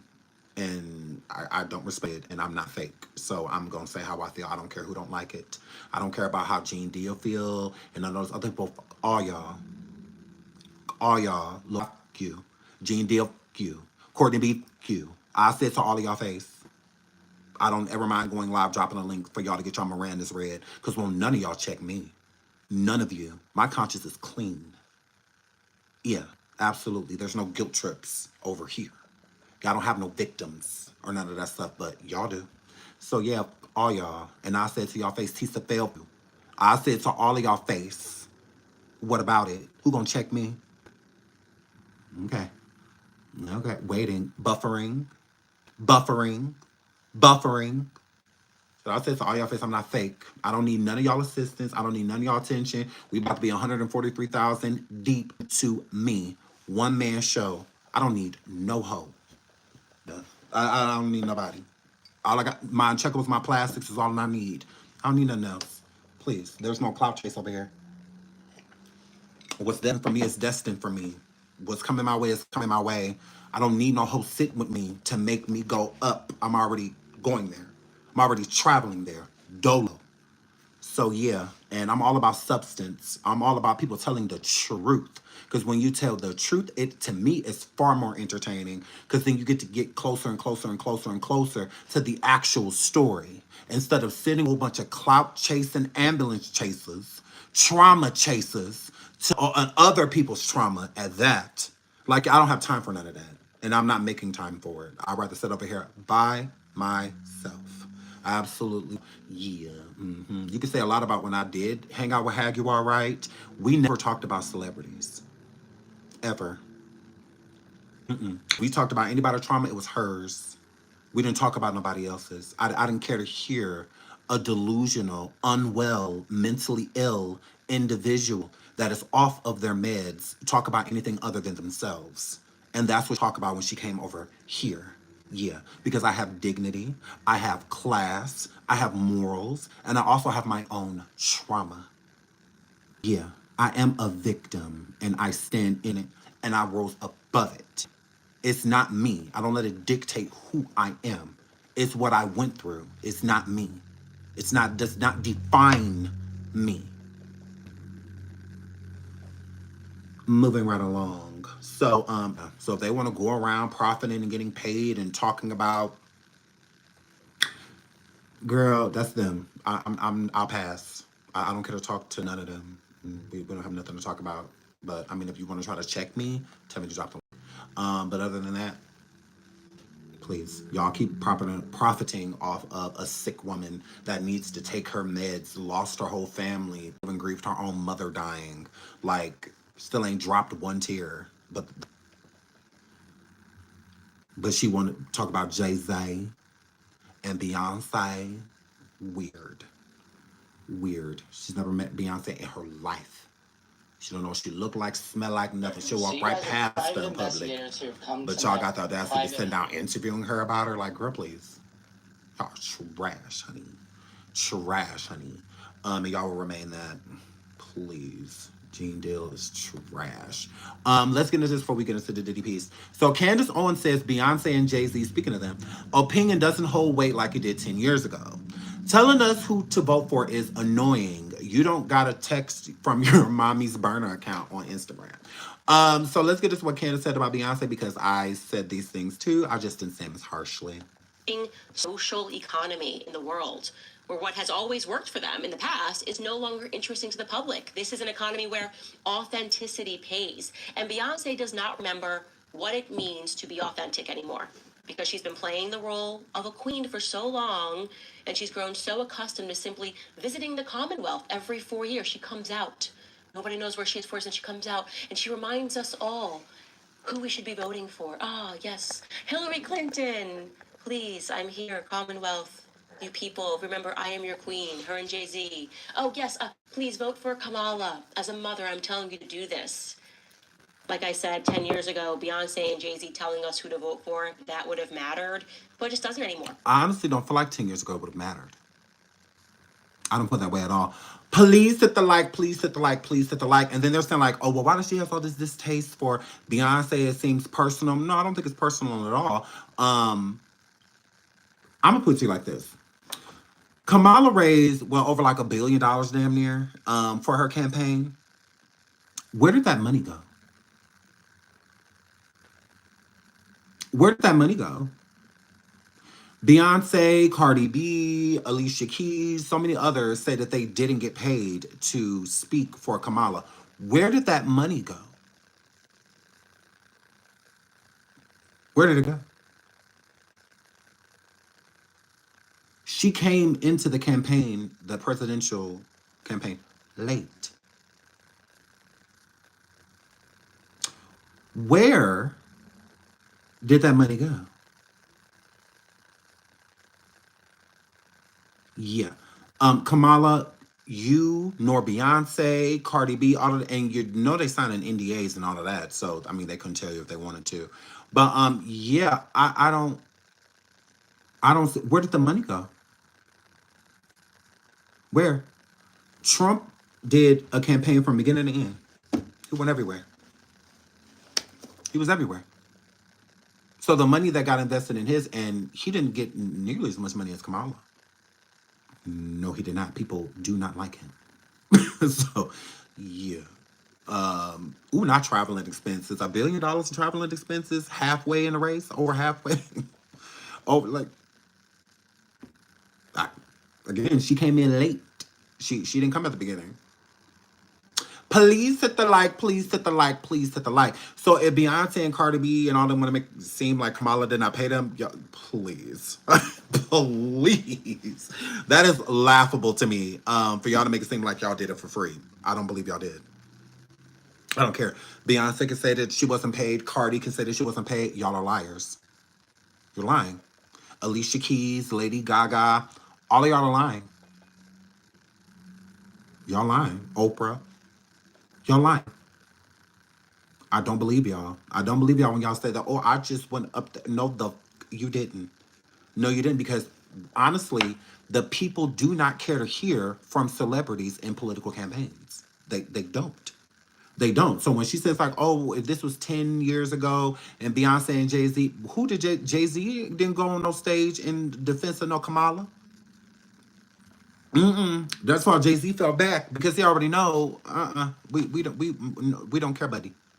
Not at all. Why would he come out? He wouldn't even have the Rock Nation brunch. He's so scared somebody gonna ask him something about Diddy.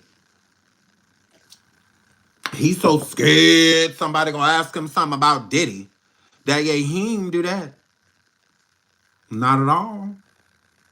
Not at all. So yeah, he wasn't going on nobody's stage. Not at all, buddy. Please hit the like, please hit the like. So yeah, we just don't care. So shout out to Candace, because I agree with everything she's saying. Actually, it's annoying. People find it to be somewhat annoying. Agreed. Beyonce, listen to me, girlfriend, because I know you're watching. You don't gotta text from your mommy's burner account on Instagram. You're annoying now. It's just tired. It is. It's annoying. I would have to agree. I was very annoyed while Cardi B was up there on stage. I was very annoyed while Alicia Keys was on stage. I was very annoyed while Oprah was up on stage. I was very annoyed with Lady Gaga. All of y'all, as far as I'm concerned, can shut the f up And that's no disrespect. It's just we don't care to hear what a bunch of privileged people have to say about America. Beyonce getting up there talking about some as a mother. You said that in the state of Texas. Clearly, people do not hear you because if they did, Beyonce, if you can get somebody to go out and buy a ticket and come to your concert, why can't you get people to go out and buy? Because and ballots are free. Voting is free. You couldn't even get people to go and do that.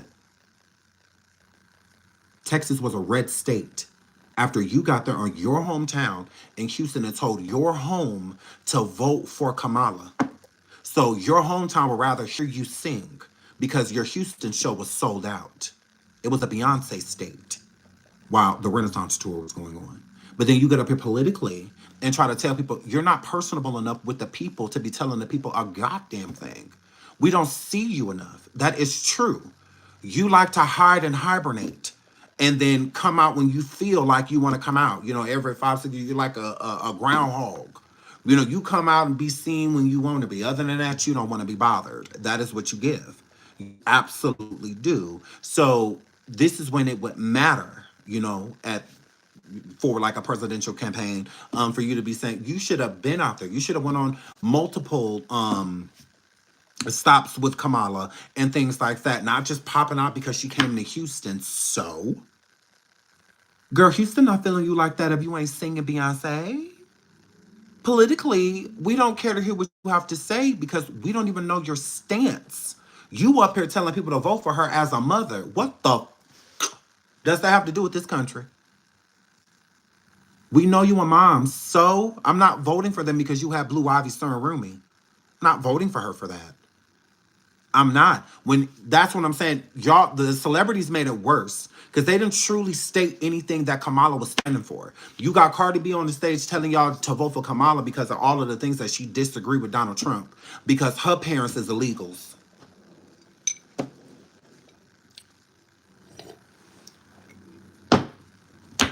Instead of being on stage telling us the reasons you are going to vote for Kamala, the reason we should, Beyonce being a mother, we don't give a fuck.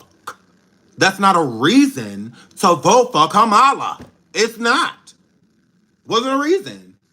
Cardi getting on stage telling us that Trump gonna take over everybody's body and he ain't gonna he gonna get rid of people and you know this and that. That's not a reason to not vote for him because some people agree with those things. Those are actually reasons you're actually telling them disagreeing with things that he's saying he gonna do when we don't know what the Kamala gonna do. We have no idea, and clearly y'all don't either. Because Beyonce up here talking about some as a mother, and Cardi B up here saying that she gonna lower groceries. Girl.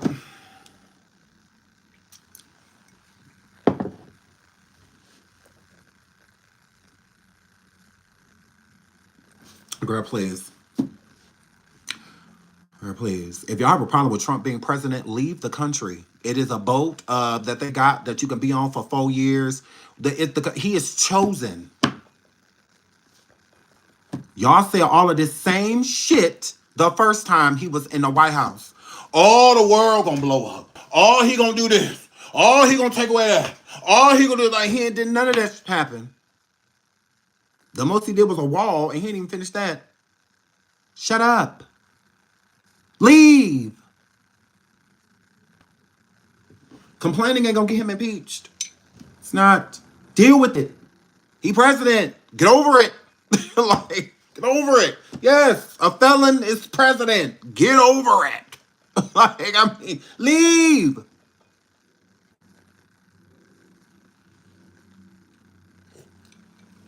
Please. Because we're over it. Like, I mean, he president. Get over it. Like, I understand he's going to be deporting a lot of people. Oh, well. People deserve to get deported. They do. We're in an overpopulated country. Our country is overpopulated. People gotta go. At this, it's either us or them. At this point in time, we do need help because other than that, we're about to have to do a whole reset. A whole reset. Do y'all even know what that means? That we're at the point our country is so bad that we may have to do a reset. Becoming a third world country, basically. Getting rid of democracy, all of those things. It is bad. Y'all worried about the wrong shit. Y'all worried about being able to abort babies. And I'm like, y'all are so weird. Like, that is the last thing we need to be worried about. The last thing. I understand that Trump is about to deport a lot of people. So what? Being an American is a birthright. If you were not born here, you do not deserve to be here. It's that simple. Come the right way or don't come at all. And then a lot of these people come into this country and they start having children and then feel like because they push their little dory-eyed kids to the front of the line that they came here and illegally basically had and whatnot. Now we're stuck with them. We have to feed them. We do all of that because we don't believe in leaving nobody behind. We got all this oil and whatnot in our country, but we still trading it. Because you got all of these sensitive ass presidents and stuff that want to come into that White House, not let us profit off of our own stuff. We have plenty of oil here. That's why we have oil refineries. You know, but we're not even proud of it. We still trading it. Because y'all don't want us to hurt the earth. And all of that. But y'all at gas stations polluting. You fossil fuels and all like yeah. Y'all mad that they about to get rid of a lot of the Social Security when a lot of people have lied to be on it. Lied about their kids and stuff being on it. People that don't worked in this country for 30, 40, 50, 60 years deserve Social Security. Not dope addicts that done decided to go to the doctor and the doctor clear them for us hard-paying tax people because I pay taxes. So I have the right to say all of this. Yeah. People that done lied on their badass kids and have them go in and lie about diagnosis and all of this. So now it's a whole bunch of people in this country getting Social Security that do not deserve it. So then when people like me and you that done worked our whole lives being here, when it's time for us to claim and it's not enough, or we're getting a less of a percentage because they're using it to take care of infib and WIC and all of this for immigrants, people that aren't even supposed to be here. Because there's bad things going on in their country. So, my people came over here in chains. We didn't even want to be here. You kidding me? Black people done built America on their back. The White House, we built it. The Pentagon, we built it. Wall Street, we built it. We did all that. Those blacks. Girl, please. Like, I'm trying to hear that. Somebody got to make the hard decisions. These are not easy decisions to make, but they keep tossing it to the next person to do. No, somebody needs to make the hard decisions. You got Biden, old ass, walking off into woods and telling other countries, yeah, y'all can use our nukes. Y'all can use Americanized missiles and all. Like, that's not going to be no problem. When Russia already got a nasty trigger finger. Like, please. We got bigger fish to fry. So if the immigrants is leaving, so be it. It has to happen. I understand the stuff going on in other countries. I understand it's hard. I get it. From Mexico to a bunch of other places. But well, if you're going to come correct. Stop sneaking over here and expecting to get what we have worked hard to gain. People look at the American dream like it's easy. It's not. It's not easy to acquire that white picket fence, a beautiful home, 2-car garage. That's not easy. It's not. So I don't understand why people come over here from other countries and expect to just get that life when it's been people here working their damnedest to do so. It's not right. It's not. It's not me not having a heart. It's me being a realist. Being the president right now is a business. It's not like, girl, Kamala was going to make things worse. She was. She wasn't going to make anything better. I'm not saying Trump's going to do that either, but at the same time, if you get a lot of people here out of here that should not be, He ain't just going on knocking people door if you like you Latin or this or that and blah blah blah. And it ain't just Latin people that they're getting up out of here. It's plenty of nationalities and people from other countries. People from Asia, people from Africa, people. There's a lot of people here that ain't got visas that just ain't supposed to be. It ain't just Latin people. It's not. Like, let's keep it real. Like, please. And if Cardi B want to make it seem like any other way, girl, please, as far as we can, your parents are legal immigrants. You said out of your mouth that your parents are immigrants. They are not from here, your mother or your father. So they got married to each other, right, Cardi? How are they citizens? They're not. That's why you don't like to show your parents. That's why we don't never see them. And that's why all of them live with you. Because a lot of them are not supposed to be here, including your mother and your father. That's why you don't want them on camera. That's why you used to get upset when paparazzi would see your dad and whatnot, because they ain't supposed to be here.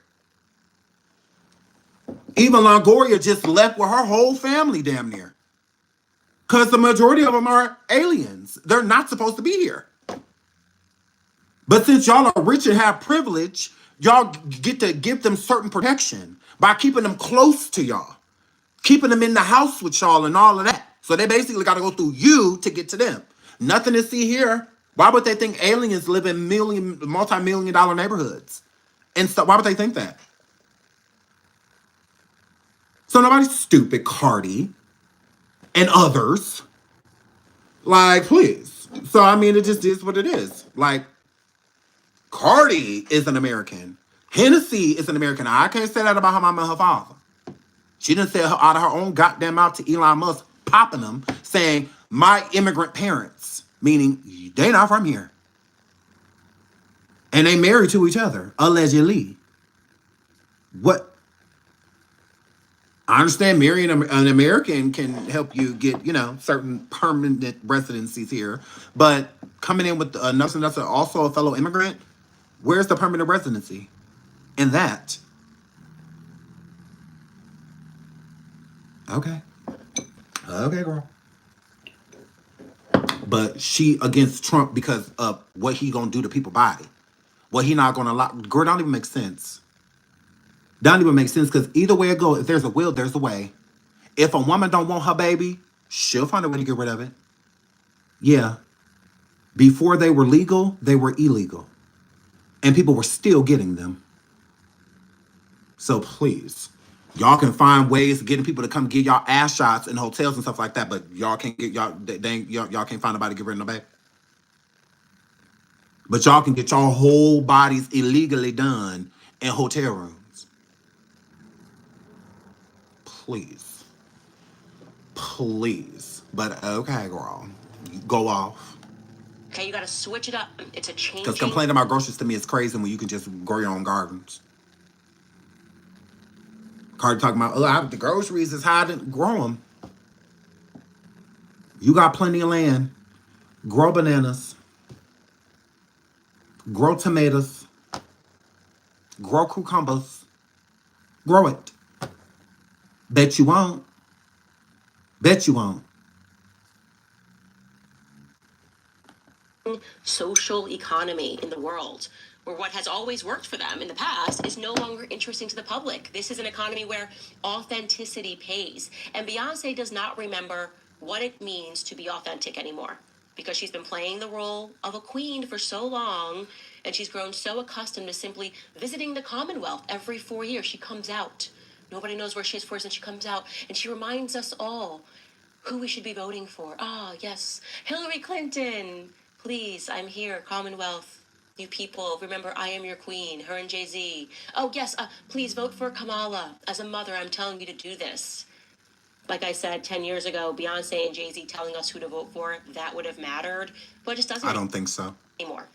Actually, it's annoying. People find it. I would agree. I find it very annoying.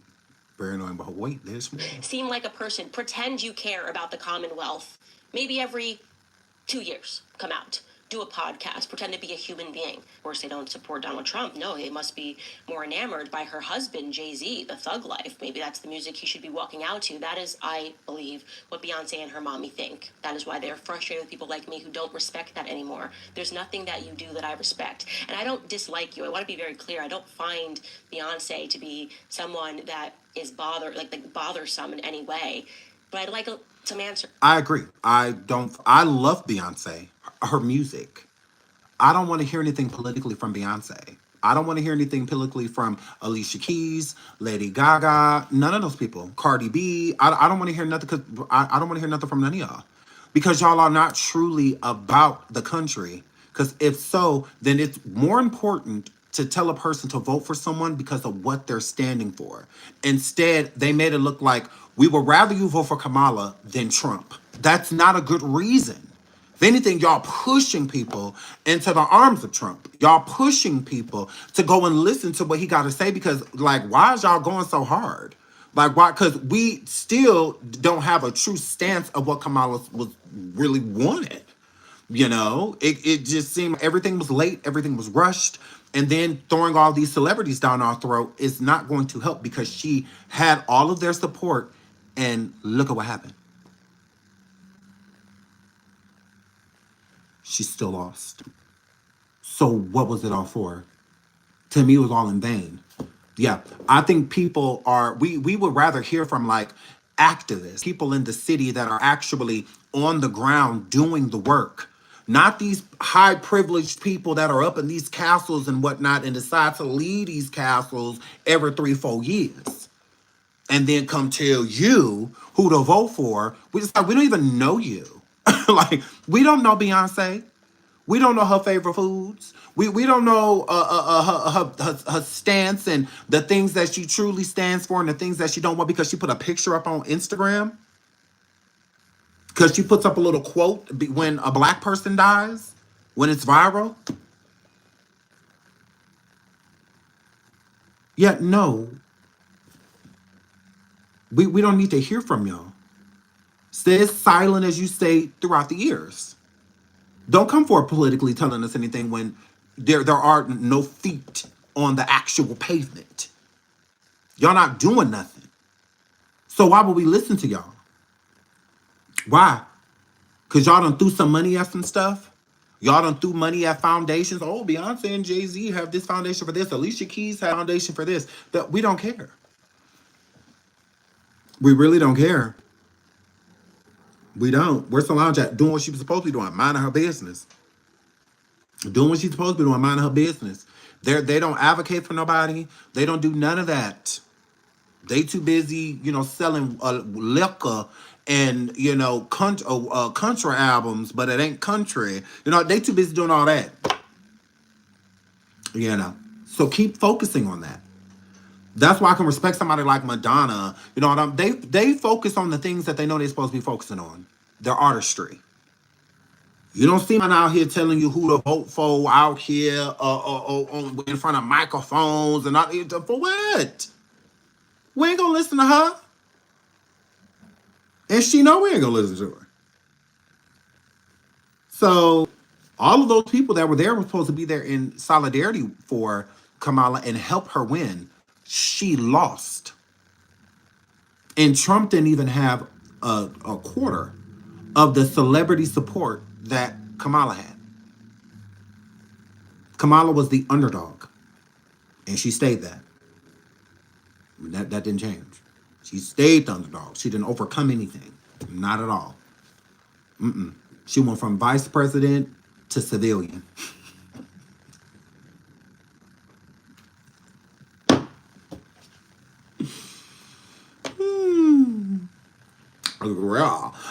From vice president to civilian. That's about it. That's about all. That's it. Girl, that was a complete waste of time. It absolutely was.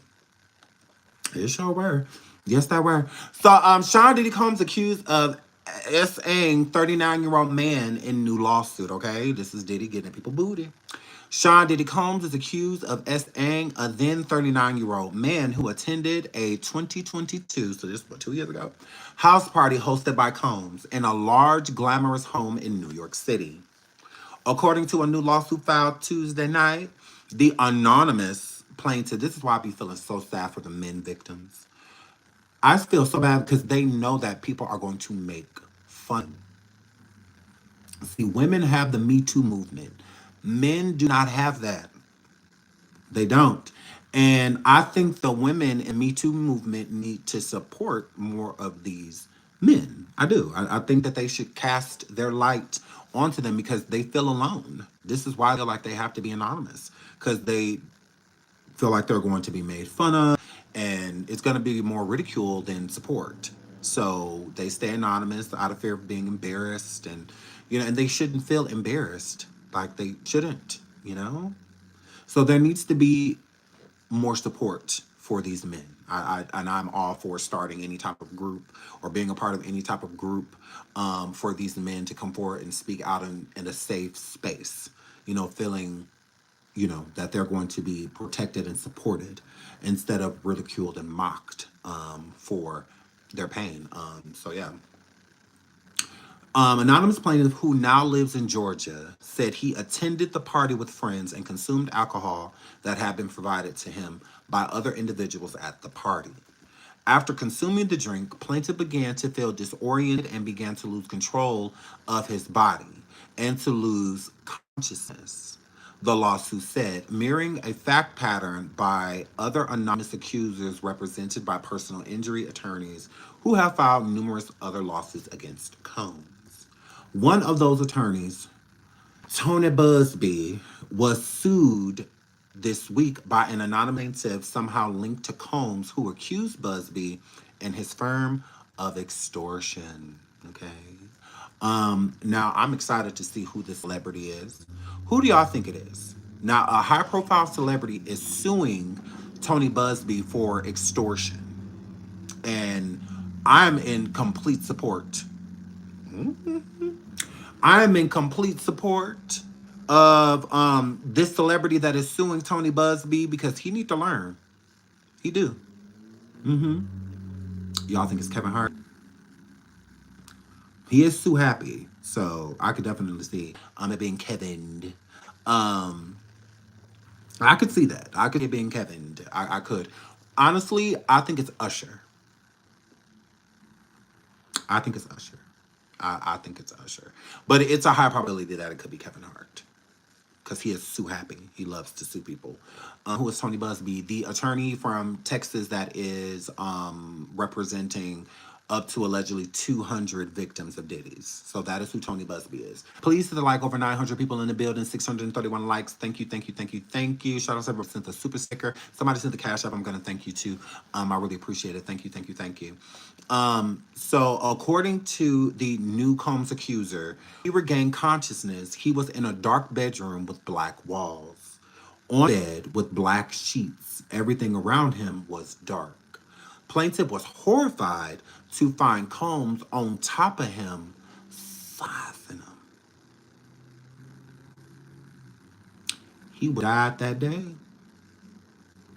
How to die on top of me. So, like it would have been over for him. At that point in time, it would have been over for him, girl. Like it would have been over for him. He did say he was drinking alcohol and lost consciousness, so who knows if he can even control his body. Who knows?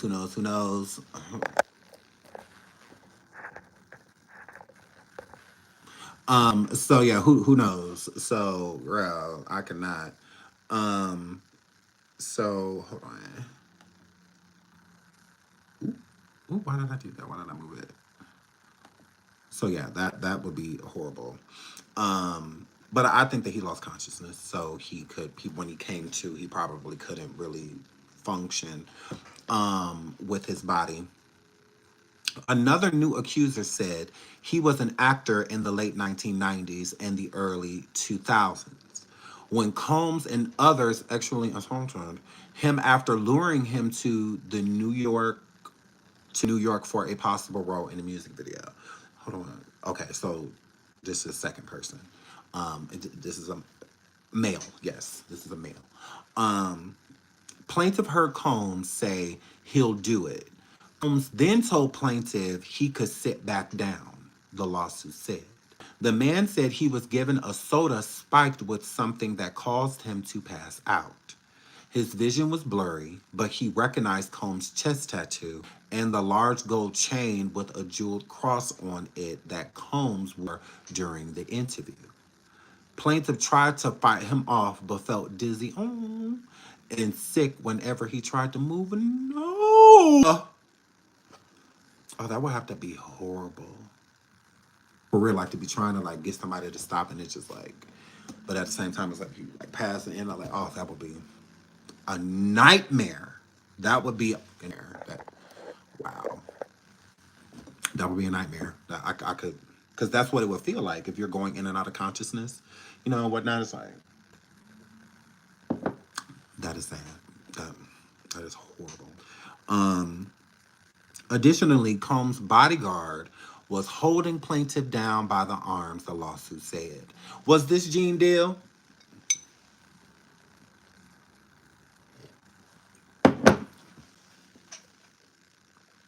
Was this Gene Deal? This accuser was an actor from the late 1990s and early 2000s. Because, you know, all he did is see and hear stuff, you know. Gene, he was never a part of nothing, although more than 8 people that have come forward with lawsuits state that bodyguards were involved, including Cassie.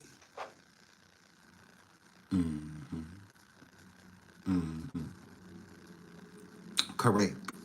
But, you know, Gene was just so innocent. You know, of course, he didn't do anything, you know. He's just so innocent. You know, he just watched a whole bunch of horrible stuff happen to people. But, you know, he had no involvement. He didn't do nothing to nobody. He just watched. You know, he was just a watchful eye. Girl, although all of these people come forward saying that bodyguards were involved. But, you know, when he was a bodyguard for Diddy, although he states that, you know, he was around when Kim Porter's nose got broke and, you know, and all of that, and do a goddamn thing, didn't report it, didn't go to that girl, nothing. Craziness.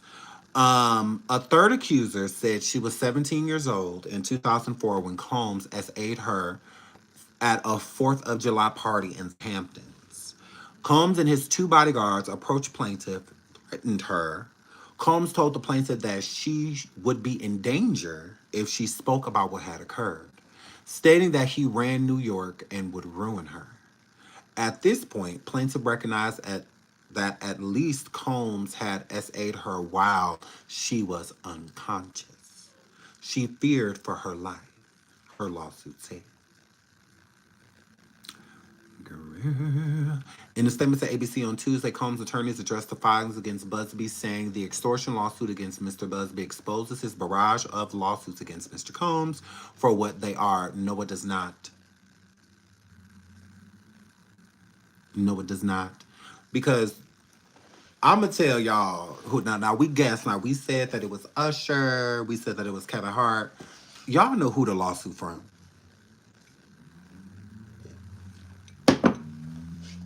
Y'all know who the lawsuit from. It's Diddy. It's Diddy. Duh. It's Diddy. Think about it. It's Diddy. There is a high-profile celebrity that is suing Tony Busby for extortion. Tony Busby just had a line that he put up, a phone line that you could call if you have been hurt or harmed by Diddy. And he said over 3,000 people called. He also says that he has over 200 victims that are going to be suing Diddy.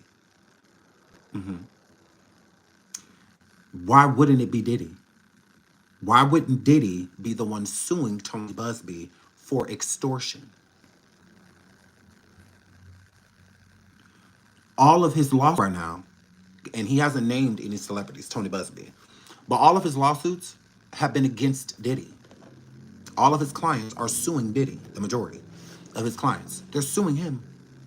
So if an extortion attempt is being made, meaning this celebrity that he sent the information to, saying that he's trying to extort them, is telling him to settle. So Tony Busby was basically telling the celebrity to settle so that this don't go to, away, whatnot.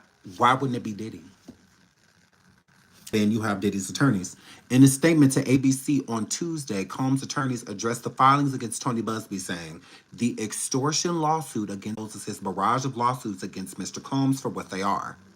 It sounds like they are the ones that are suing him, because if the extortion lawsuit explains this barrage of lawsuits and that they believe that he's being extorted, why would it be another celebrity? So why would another celebrity be suing Tony Busby on behalf of Diddy? Wouldn't they be suing Tony Busby on behalf of themselves?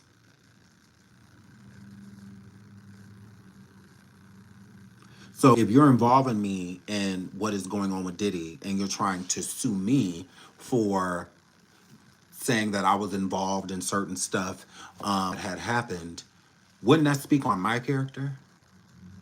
Me suing to exonerate myself from being extorted by you? What would that have to do with Diddy? How would that prove Diddy's innocence? It's not saying that Diddy didn't do it to them. It's just I wasn't involved. Don't try to extort me. No, this is Diddy. I feel like Diddy is the one that filed the lawsuit against Tony Busby. It makes perfect sense. I mean, the majority of his clients are all anti-Diddy. And it's not a coincidence either. All of y'all can shut the up. Shut up! U.S. Ambassador to NATO here, Mr. Whitaker. Look, he's... So, so that's what I think. I think it's Diddy and his team that are suing Tony Busby.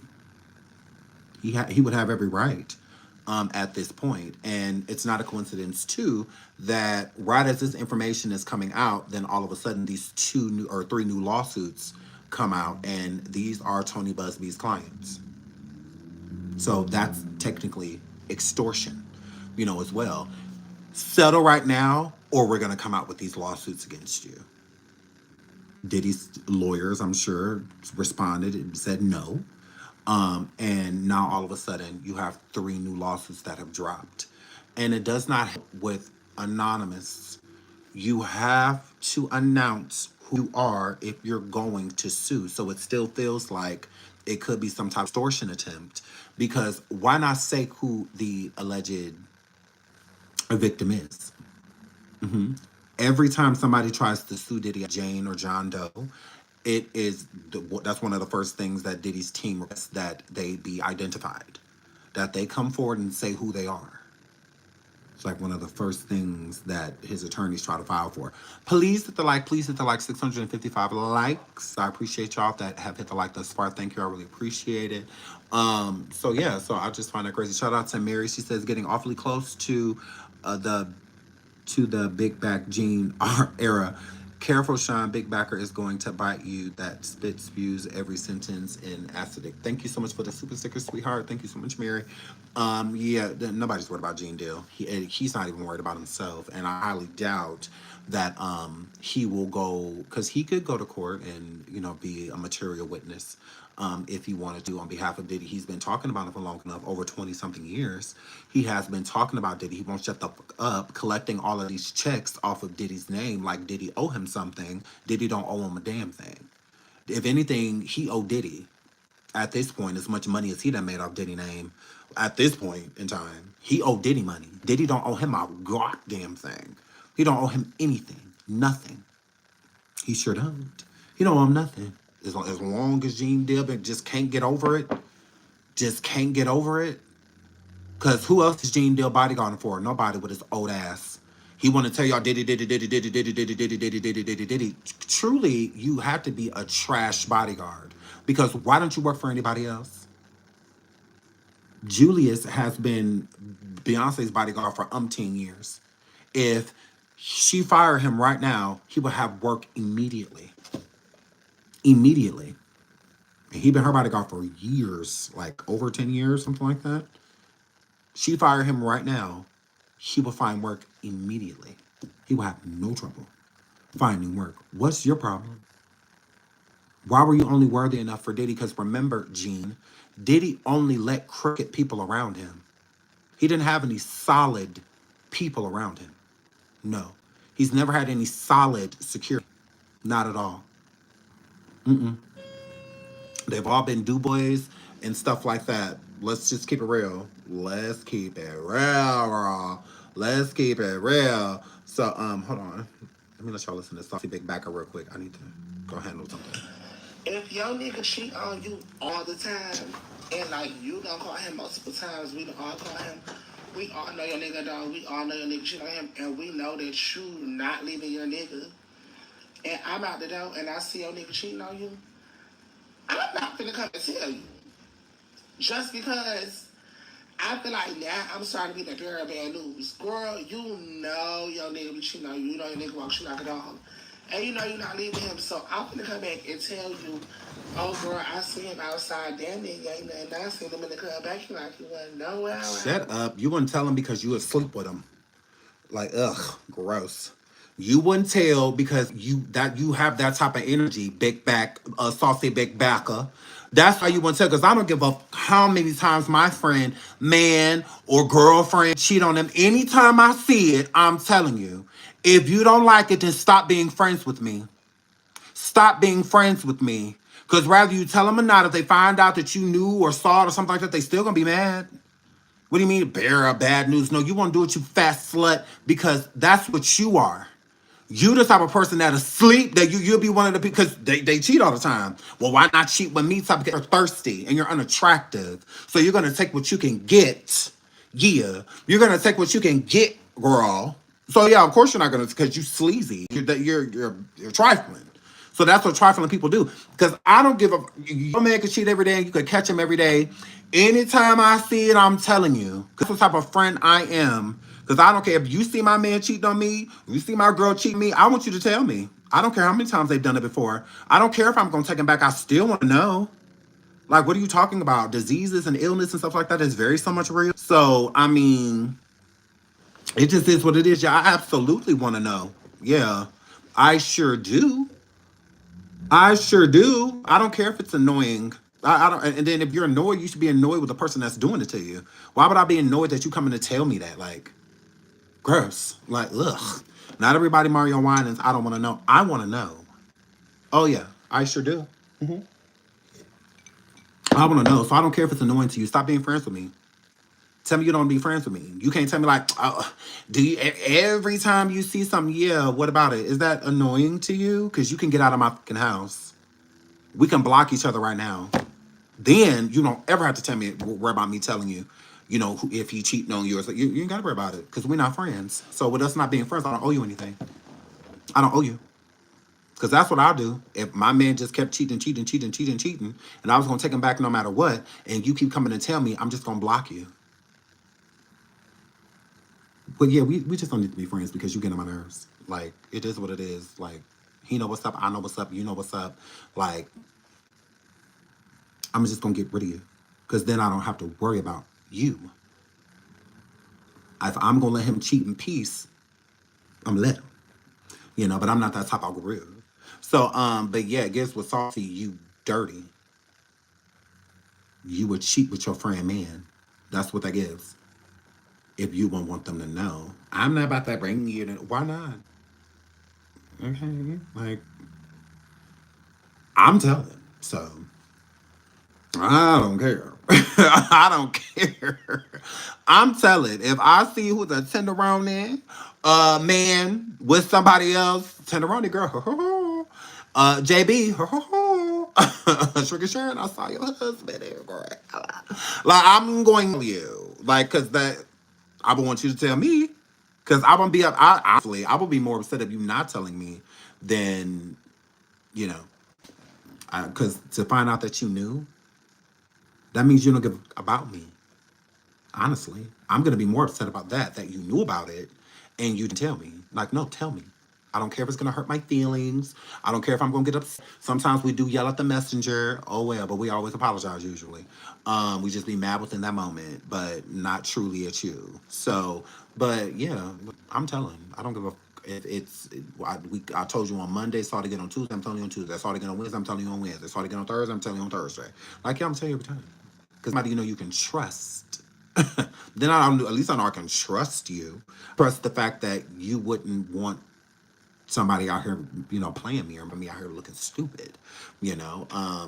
But for you to be me and you standing in the store or standing at the club and the person that's cheating, my man or woman, I'm standing in front of them and all three of us standing there having a conversation and all of the tea, I'm not gonna hit them.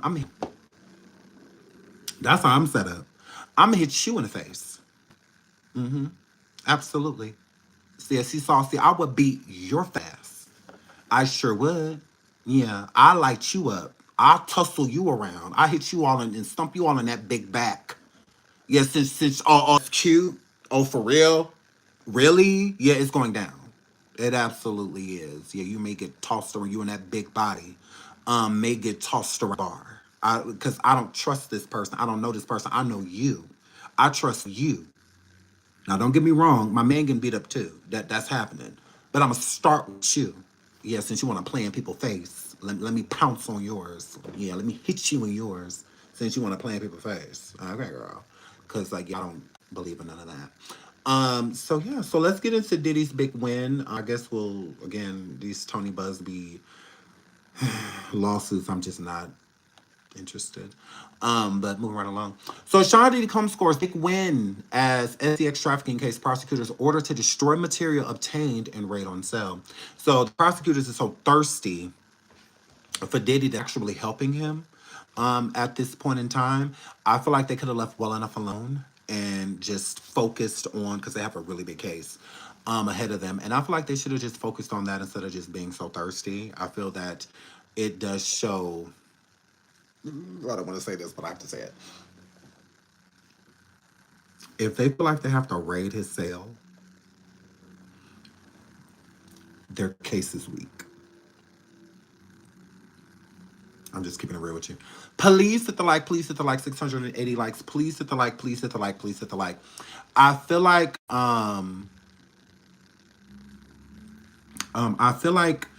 she or the prosecution, I just don't feel like they have a strong case. Cause it's given thirsty. With let's get into his cell right now. Let's take everything that he has, blah, blah, blah. So crazy. So yeah, I don't know.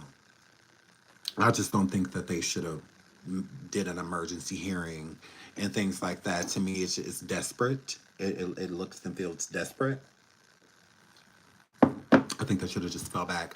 Please hit the like, please hit the like. So prosecutors in Sean Diddy Combs' African case have just been ordered by a New York judge to destroy all copies of almost 20 pages of material obtained in a recent raid of the much accused and incarcerated performer's jail cell.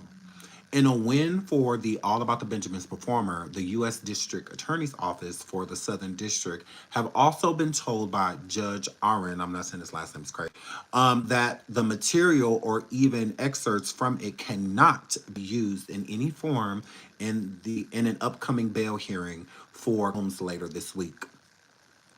Now, I told y'all, remember when the first judge, the female judge that wasn't playing with Diddy, she denied both of his first bails and whatnot. Diddy has sharks for attorneys. He has some really good attorneys, right? And with them bringing in this new judge, you can already see that he's Team Diddy. Okay, he is Team him, 100%. It is a high probability that Diddy may get out on bail. High probability.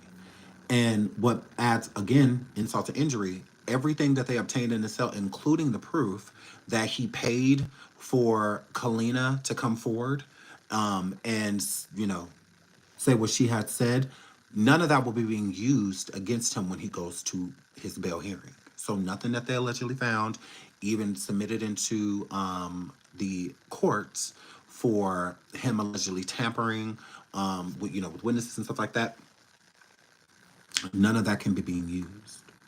None of it. So it gives that this judge is very so much on Diddy's side. Yeah. The prosecution is going to need the wrath of God At this point, because it does seem as if they may be team that this judge is team Diddy.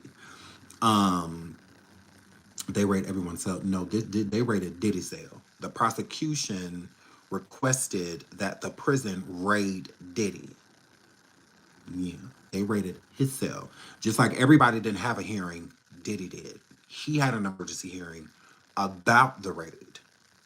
So, no, this was special. They requested that the prison send their COs in there and raid his cell and take everything about that mother. That's what they had them do. So this was a special raid. Now they do raids, like probably monthly, sometimes bi-weekly. If there's whispers of certain things going on or certain paraphernalia or weapons, and stuff like that, to where they'll do a surprise one. But for this was completely based off the prosecution requesting that Diddy's cell be raided. So, yeah, this is not a good look for the prosecution at all. And this is a win for Diddy and his attorneys. It does show sabotage. It does show harassment. It shows all of those things. It does. And with them not being able to use it, because I think that the prosecution was getting desperate and they are afraid of Diddy getting released on bail because they have promised these victims and the people that have come forward that he is not getting out. They have promised them this, and this is why I believe other people, other victims are willing to testify against him now and whatnot because of the sanity of knowing that he is in prison. But if he get out, a lot of people can back out or just not show up, even if subpoenaed. Just not show up, out of fear. And if he getting out, threatening people or having people send messages to people and stuff like that to coerce them not to testify, this could be a disaster for the prosecution. This could be very, very bad. So this is a win for Diddy. This is a very good look for Sean Diddy Combs. Throughout his time of being incarcerated, he has not had many wins. This is one. This is, and there is a who said I doubt it. You doubt what? You doubt what? Because again, the judge stated nothing that was found can be used in the upcoming court date with Diddy. Correct. And also, Diddy's lawyers are requesting that all of the charges, or the majority of these charges, be dismissed.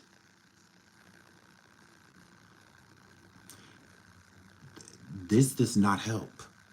Raiding that cell and it looks desperate. It looks really desperate to keep him in there because they were definitely going to use this against him. Oh, don't let him out because he paid Kalina, paid a witness one to come forward and lie and blah blah this and blah blah that. It's not a good look because they could have been raiding his cell. They could have been reaching out for those things.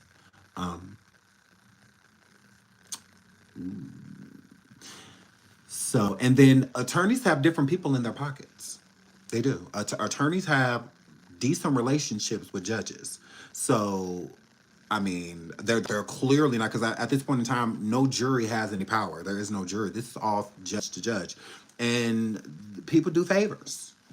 Judges do, some attorneys favors. So if the attorney that he goes, or the judge that he goes and stands in front of for his bail hearing, if one of the attorneys of Diddy's on his team already has that judge in his pocket or puts that judge, or they have a good rapport and whatnot, it could be a higher probability of him getting out. 100%. And then they have people like Mike Jeffries that they use as examples. Mike Jeffries has not ran. The man that has been, that owned Abercrombie and Fitch, and had many documentaries done against him and just arrested for some of the same charges that Diddy has. And they allowed him, and Diddy is willing to give up everything. So he's willing to be on house arrest. Okay. He's willing to give up his passport. He's willing to give up his access to his plane, his jet, private jet. He's willing to do all of these things. So it is making it a little harder for a judge to say no. With Diddy celebrated, and they finding that he has been in contact with some witnesses, people like Kalina Harper, and whatnot, but them not being able to use it. It makes it better for Diddy, because if they're saying like, oh well, we can't let him out because he's gonna um, affect our case by contacting and victims and witnesses, and stuff like that, was like, well, they already just tried to blame him of that, but they can't even use it now. It's inadmissible in court because how they obtained it. Them obtaining it was illegally. It was illegally obtained. It wasn't obtained in like a cellmate of his or something found the letter and turned it into a CO, and the CO turned it into the warden got it to the court, like a legal way. Literally sending somebody in there deliberately to find certain things and not even necessarily knowing what you're looking for, when you're going in just trying to find anything you can to try to stick to the wall. I think that the prosecution is doing this because they are extremely afraid of Diddy getting out of jail, of Diddy getting out on bail, because it is possible now, because it's not the same judge that he had the last time. Now, it doesn't mean that this judge is going to be the judge over his bail. It could be, but whatever judge it is, it ain't gonna be the one that was denying him the first time. So they could look up and the judge say, hey, no, we're gonna keep you based off of either the charges or witness tampering from his first trial, those examples. But trying to use it as, oh, well, he's already been contacting people and we have proof, they can't use it at his hearing. So when prosecution goes in there to try to get his bail denied, which they will, they can't use anything that was allegedly found in the cell or the information of Kalina Harper. They can't use any of that stuff. They can't. And their argument for him to stay in prison is pretty much going to be the same, but his is different because he's willing to do things that he wasn't willing to do the first time. Diddy, the first time he went to court, his first bail hearing was basically just like, look at here, I'll give y'all $50 million. I'll use my house as collateral. Let me out. I want to be free. And then they're like, yeah, no.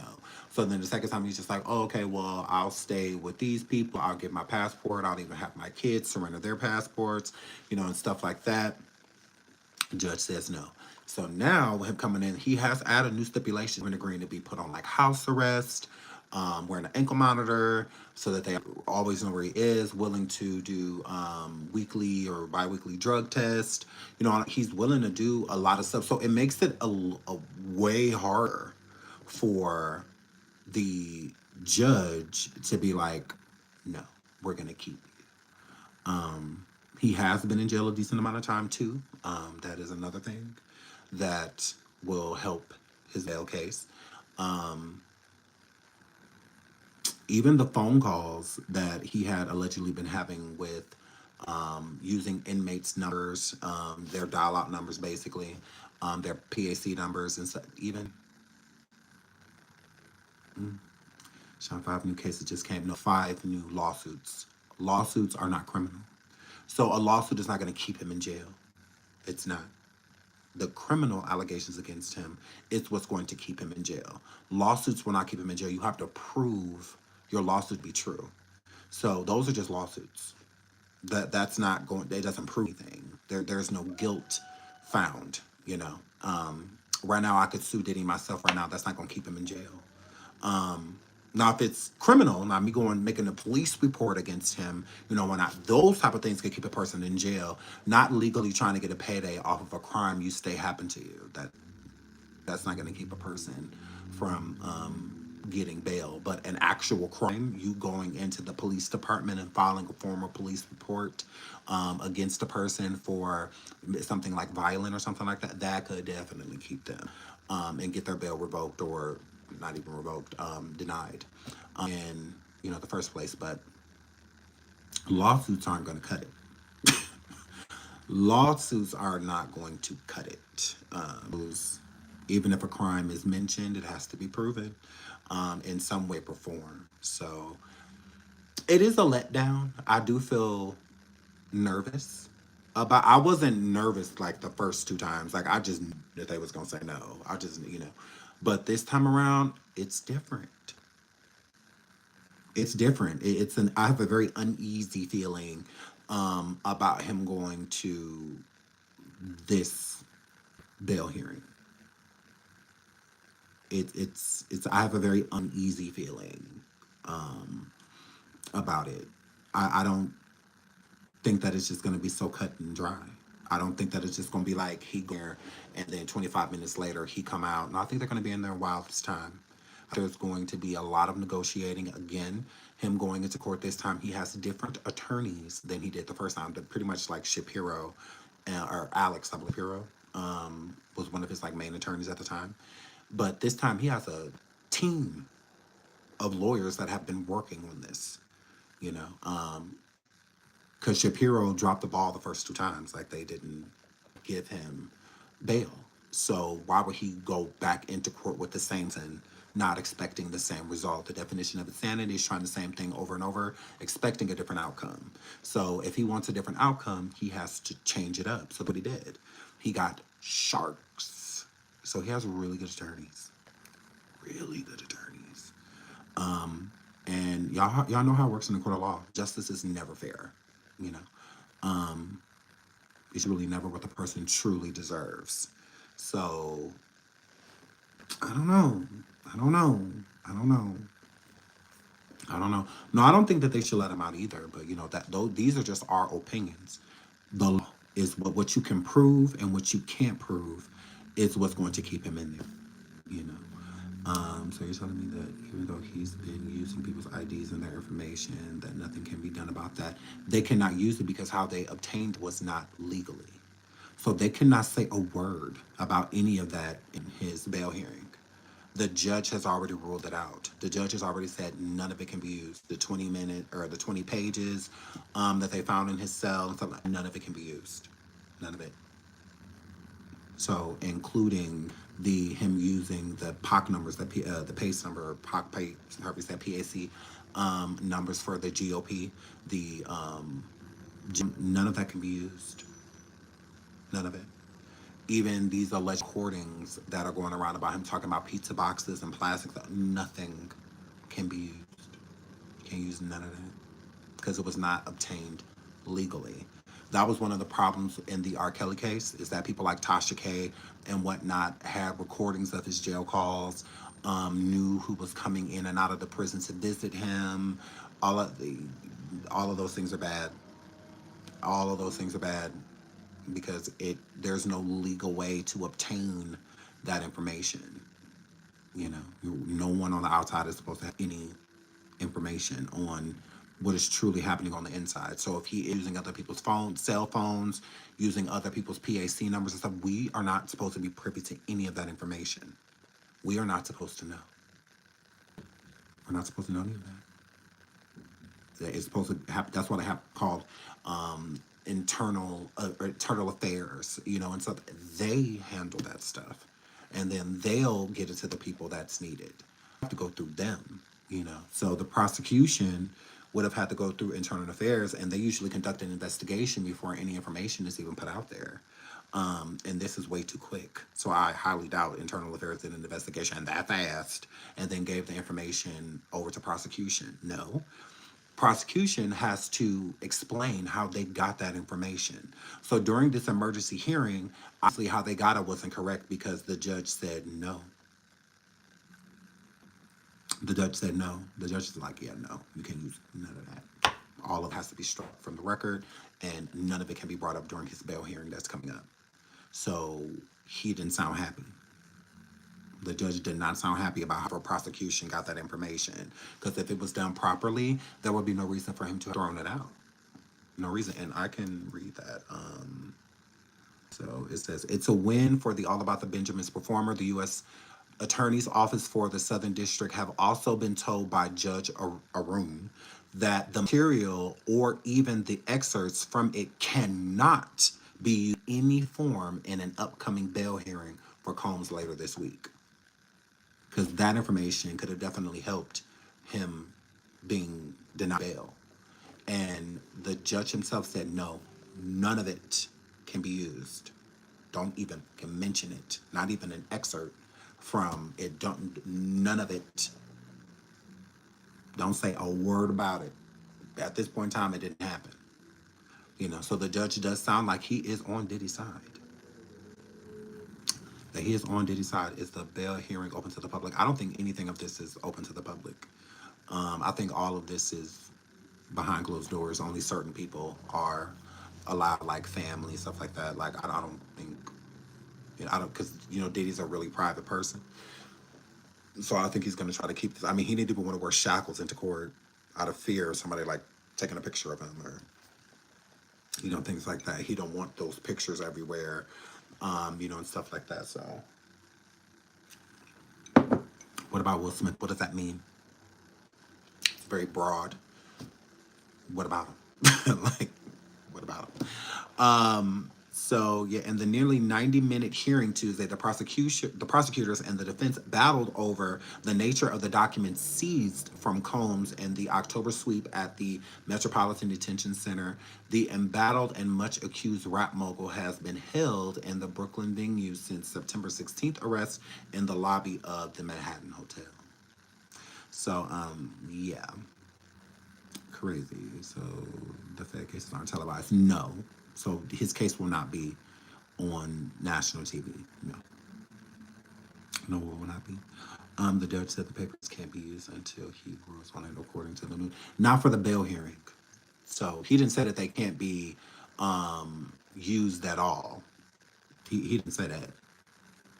He just said for the bail hearing. So yeah, BJ isn't covering. Yeah, shout out to BJ. Love her. Love her. Shout out to That Surprise Witness. Love BJ. Love BJ. That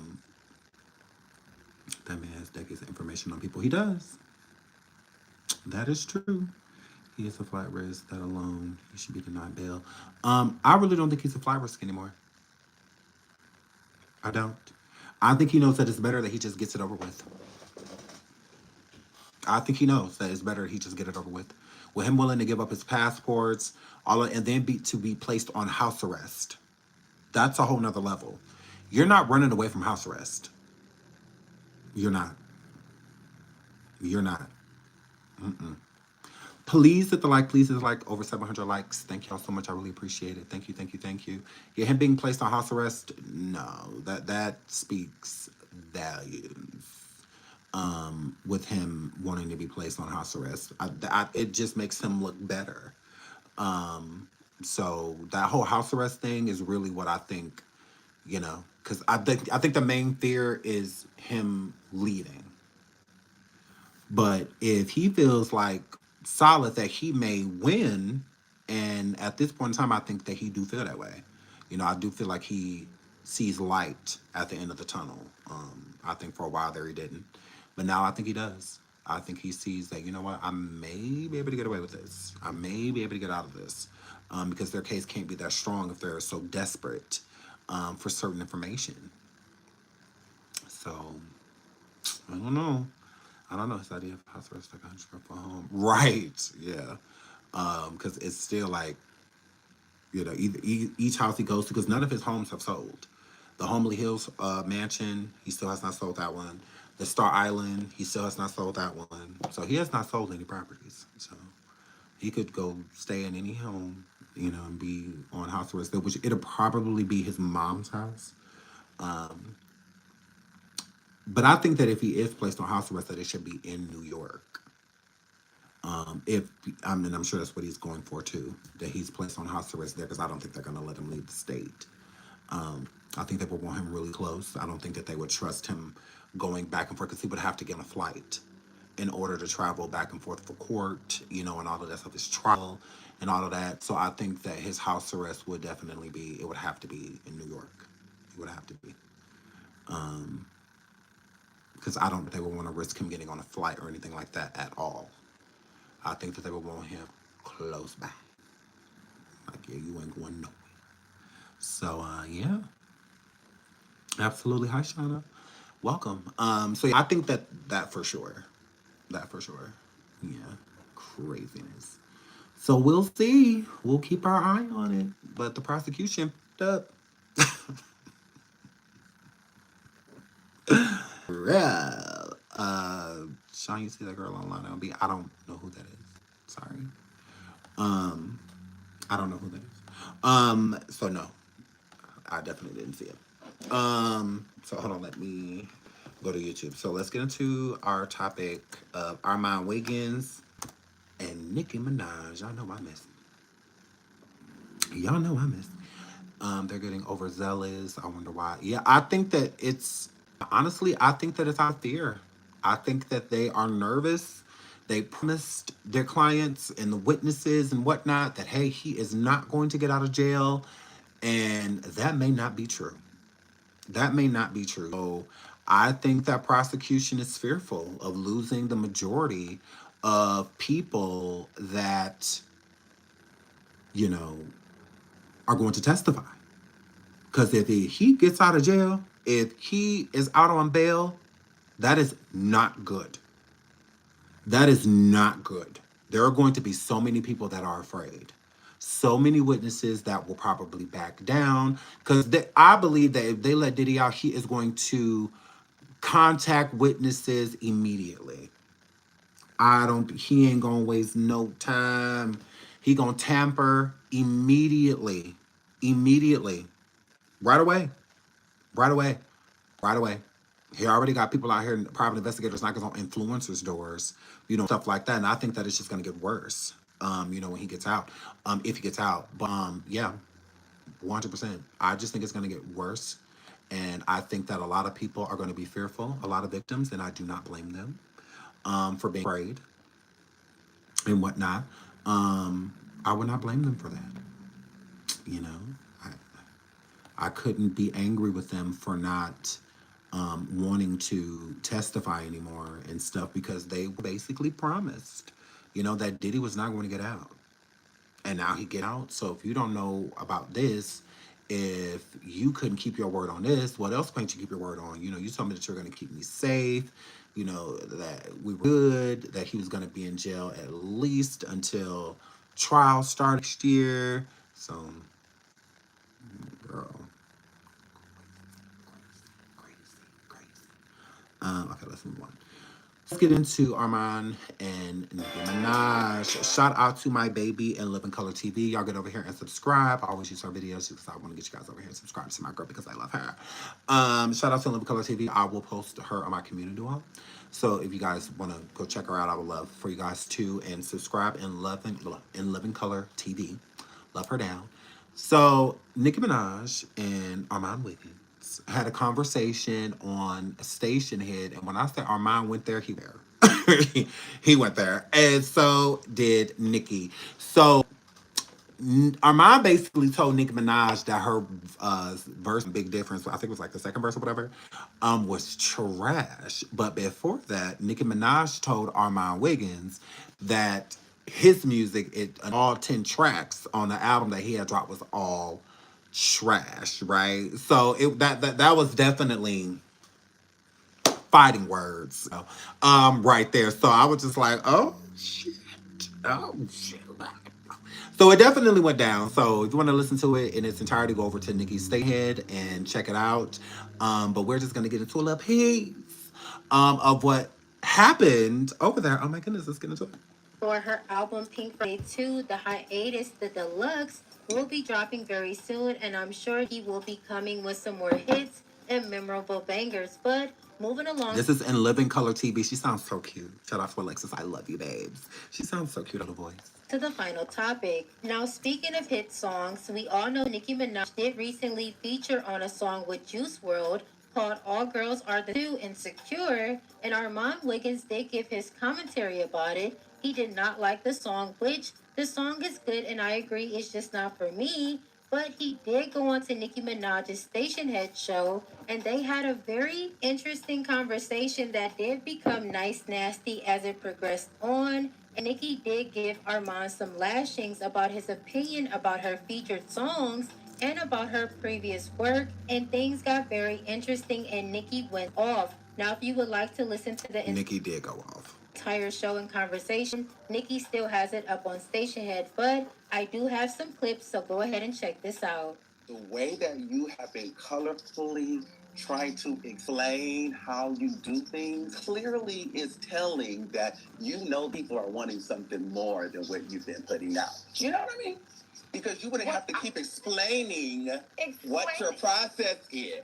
No, I was explaining it to you. My boss know the process. I was explaining it to you because you put out 12 songs and they've all flopped.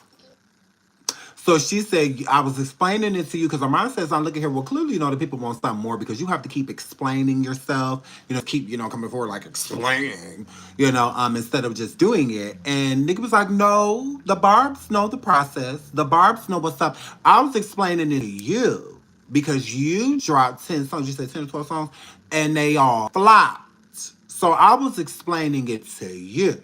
So now mine being an artist, all artists I feel like is sensitive about their shit, right? So at this point in time, I feel like Nicki definitely threw the first shot, you know, because just to say that everything flopped and whatnot, though, why would our mind like be happy that she said that, right? So let's hear. When those 12 songs that you put out get on any Hot 100 chart, Well, no. But that's when I will talk to you. You know why you? But wait, do but you know, my do you know why you still doing TikTok? I mean, do you know why you still doing YouTube? Talking on YouTube about because that's Nicki Minaj? what I do You know because why you are a still talking celebrity. about Nicki Minaj after Yes. 17 years? Do you know why you still talking about Nicki Minaj? Yes. Because while you was putting out them whack 12 songs, I was cleaning. Okay? Now she said, well, you put out those wax songs. Honestly, I really don't feel like it's the music that she was talking about got underneath Armand's skin. I think it was her bringing up YouTube. I do because, like, I'm the type of YouTuber to where, like, not that I'm like complacent or anything. I'm fine, you know, just being a content creator, you know, being on here coming in, you know, I feel like it's a blessing. I appreciate all of y'all support, you know, throughout the years and whatnot. And, you know, it's like, I'm cool with it. But for somebody like Armand, I do feel that he has tried to branch out, that he has tried to do, you know, bigger and better things and kind of be able to leave the YouTube thing behind, you know, just hop on when he wants to hop on, you know, to say what's up to his people, you know, when he wants to talk to them. But other than that, I do feel like, you know, with his music and stuff like that, that he has tried to branch away, you know, from YouTube. We know Armand used to go live way more often, you know, and stuff like that. Like he rarely ever goes live. He does more uploads than anything. So it does give that he's like kind of like over it, you know, like it just like something that's like paying the bills, you know, and whatnot. He is trying to do other things, and you know, brand himself in other ways, branch out, get into other stuff, you know, be multi-talented instead of just doing the whole YouTube thing. So I think if anything, I think that got under his skin because I think he found her saying that his music was trash. I think he kind of finds that laughable, because I mean, Nicki is a hit maker, right? She had many hits, albums, you know, all of that. But she can't really compare and like kind of like judge Armand's music when they've had two different type of liftoffs. You know, the Lil Waynes, the Young Money, you know, and all of that stuff is really what helped and put Nicki on the map. Armand is doing it on his own. So I don't feel like, I mean, she had an engine backing her, record labels, all of that stuff in the back. But we're not going to make it look like Nicki's an independent artist that came out independent and just took over the world. No, no, no, no, no, no, no, no, no. She had plenty of help getting to where she got to. Armand has not. So he's doing it differently. So I don't really feel like it's cool to be like, oh, he's trash, your music is trash, you know, and all of that.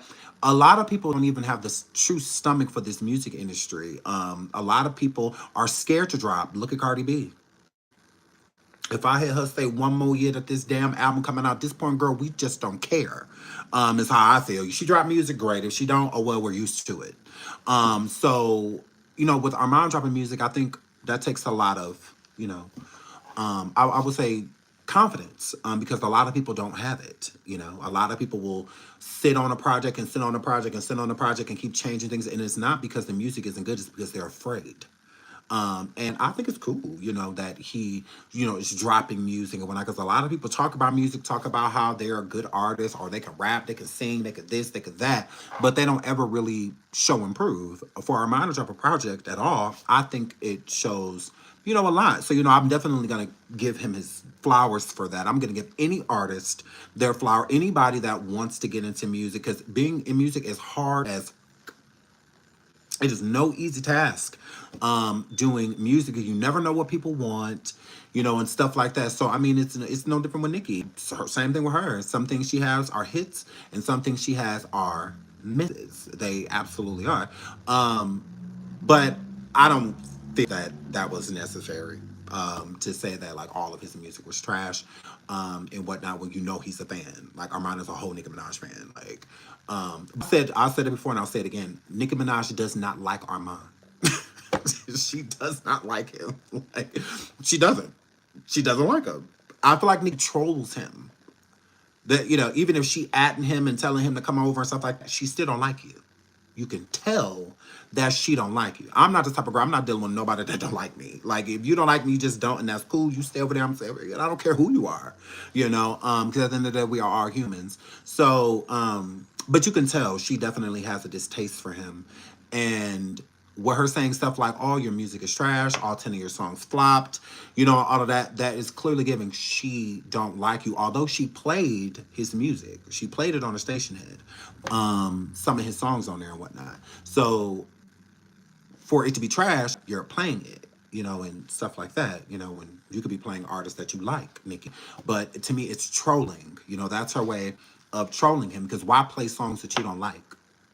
I don't like country. So even if it's a country artist that is kind of like era to me, I'm still not going to play your music. I'm not giving you any type of clout with an audience as big as Nicki's. So that's not her giving Armon clout. To me, that's her trolling him by playing his music, because she's clearly not a fan of it. She don't like it or him. So yeah, I do think that's kind of harsh, you know, of her saying that he was trash and that all of his songs flopped. All of that. That was, you know, but she's entitled to her opinion. So I mean, it just is what it is. But let's keep listening. Okay, that's so. Listen, You see, had you had a hit, that you listen. Big Difference should have been a hit, but it wasn't, because that second verse, which was trash. You know that. See, you gotta stick to it. Now, see, he said that the second verse of Big Difference was trash. He said that was supposed to be a hit. Now, I want to say the same thing. I'm never going, not about, I don't agree with Armon. I love the song Big Difference. I'm gonna say this: I would never tell a hit maker that a song is not a hit. I wouldn't do that. Shout out to Lysandra. I love how you keep it real, period. Thank you, sweetheart. I love you. Thank you for the super sticker, my love. Yeah, I'm just not telling a hit maker that one of their songs is like not. I mean, Nicki's a hit maker, so regardless, you know, I've never been on the music charts or anything like that, with music. So I'm not going to tell somebody that has been many different times, platinum albums, and you know, I'm not telling them nothing trash. Like, I'm not telling them nothing not a hit. Where she is a hit maker, like, she's made hits. I have it. So who am I? You know, I think that was very ballsy, of him, somebody that never had a hit, to tell somebody what wasn't a hit. Like, I do feel like what Nicki said was harsh, what she said about Armon, but at the same time, it's honesty. And Armon has called plenty of people's music trash and stuff like that. So if you can dish, you can take. You absolutely can. So, and then, I mean, there's really no defense, you know, with her saying that. I think you should just say something else. I wouldn't have, you know, Big Difference, but that to me wasn't very smart to say, because it's still a dope song. Like, regardless, it doesn't. You know, not everything is going to chart, and Armon knows that because he's never charted. So clearly, you had a whole album that didn't chart. So not one song. So with that being said, why would we say this is somebody that is getting diamond records? Like, Nicki is, you know, she just got another song, just got certified diamond. What was it, Starships or something like that? So yeah, so Mrs. Starships, I'm not telling her what's a hit and what's not a hit. I'm not doing that. I don't give a damn what she say about me. She can say, "Oh, your YouTube channel's trash and ain't going nowhere. It ain't this, that." Because believe me, if she come over here on YouTube, her number's gonna be way better than mine. Her support gonna be better than mine. So who am I to tell her? You know, like who am I? I mean, she's gonna be more successful. It don't matter what I'm doing. She's gonna beat me. You know. So with music, that should be the last thing that a person that has no accolades should be. You know. I just don't think that was the smartest move with Armon to say that. I wouldn't have said that. Oh, you want to talk about it? Big No. difference is supposed to really go. Thank you. No, I'm glad you did this. I am glad you did this. Oh, And Nicki said, "I'm glad you did this. I'm glad you did this." Nicki's glad you did this because she don't like him. So now I was just like, "Ooh, yeah, now we get to go in." And now finally, like I've been waiting for the like. So it's like she been wanting this, you know, like because she don't like him. So this is now she finally like, yes, now I get to get you how I've been wanting to get you because she don't like him, you know. So yeah, let's keep going. you Jesus. This Gumby got one here talking about what coulda, shoulda been a hit. Sweetheart, do you know how many plaques I have from Pink Friday 2? Do you know, you dumb, how many platinum plaques Pink Friday 2 has? Yes, she did set him up because she don't like him. She don't. She do not like him. She don't. She did. I would agree. I would say she set Armon up like 100%. I don't think you understand. I don't think you understand. And I said that she would set him up because she kept saying like, you had 12 tracks. They was all flopped. That your music is trash. You know, all of that. So you lining him up. You want him to say something to you because a person can only take so much. You know, of course, Armon is going to rebuttal. Like, he's not just going to just let you just talk about him like a dog. You know, he's not going to let that happen. So it was definitely a bait and switch. You know, baited you over there to switch to jump down your throat. That's, yeah. We Keys. I need one of my barbs that keep all the data. You know, because we don't hide our data. We need to let this dump know how many songs on Pink Friday 2 are double platinum, or gold. Let's let them know. And the album hasn't been out for a year. I just don't feel like this is like a fair comparison because, like, Nicki, you're a superstar. Comparing yourself to an amateur artist, because that's what Armon would be considered, an amateur independent artist. You know, like no real budget behind to get like out promotion, the album and the music promoted how it should be, you know, and whatnot. He has to rely on like blogs and his social media presence, you know, and whatnot. That's different when you have a machine behind you. He don't have a machine. So I just don't feel like that's a fair comparison, you know, like when it comes to music, because we already know like you're the queen, you're the GOAT, like nobody's taking that from you. So to compare yourself to somebody that is like warming up, you know, and whatnot, I don't think that because there's no comparison. You're Nicki and Minaj, you know, like there is no comparison, you know, but she feels the need to, you know. Highest selling for this year, and it came out last year. Highest selling for last year, and it came out last year. Don't play with me. With no mother nothing. Out chart every mother song on the whole project. Stay in your mother place, bitch. Think you talking to me? Who the you think you talking to? Nigga? That's why you still on YouTube, nigga. Cause of Nicki Minaj. You ain't got nothing else to talk about. So since you brought that up, let's get into it. Do you know do you know the sales of the Club Up? Do you know the sales of Club Up? A song with no video. Do you know the sales of Everybody featuring Lil Uzi? You can't even spell hit. You sure can't write one. Do you know the sales of Red Ruby? A song that I did a video to Backyard. I love that song. Huh? She's talking to Armon Wiggins. You know the sales of Super Freaky Girl debuted on the Hot 100 after, I think, 18 years or something like that. Do you know the sales of that song, Dum Dum? So now, Since you want that so bad, I'ma let you wait an egg. You ain't getting you know what fuck time it is. You know what time it is, you pay mo. Fuck think you talking to, bitch? Now Armon. She said way more than that. But yeah. It definitely went down.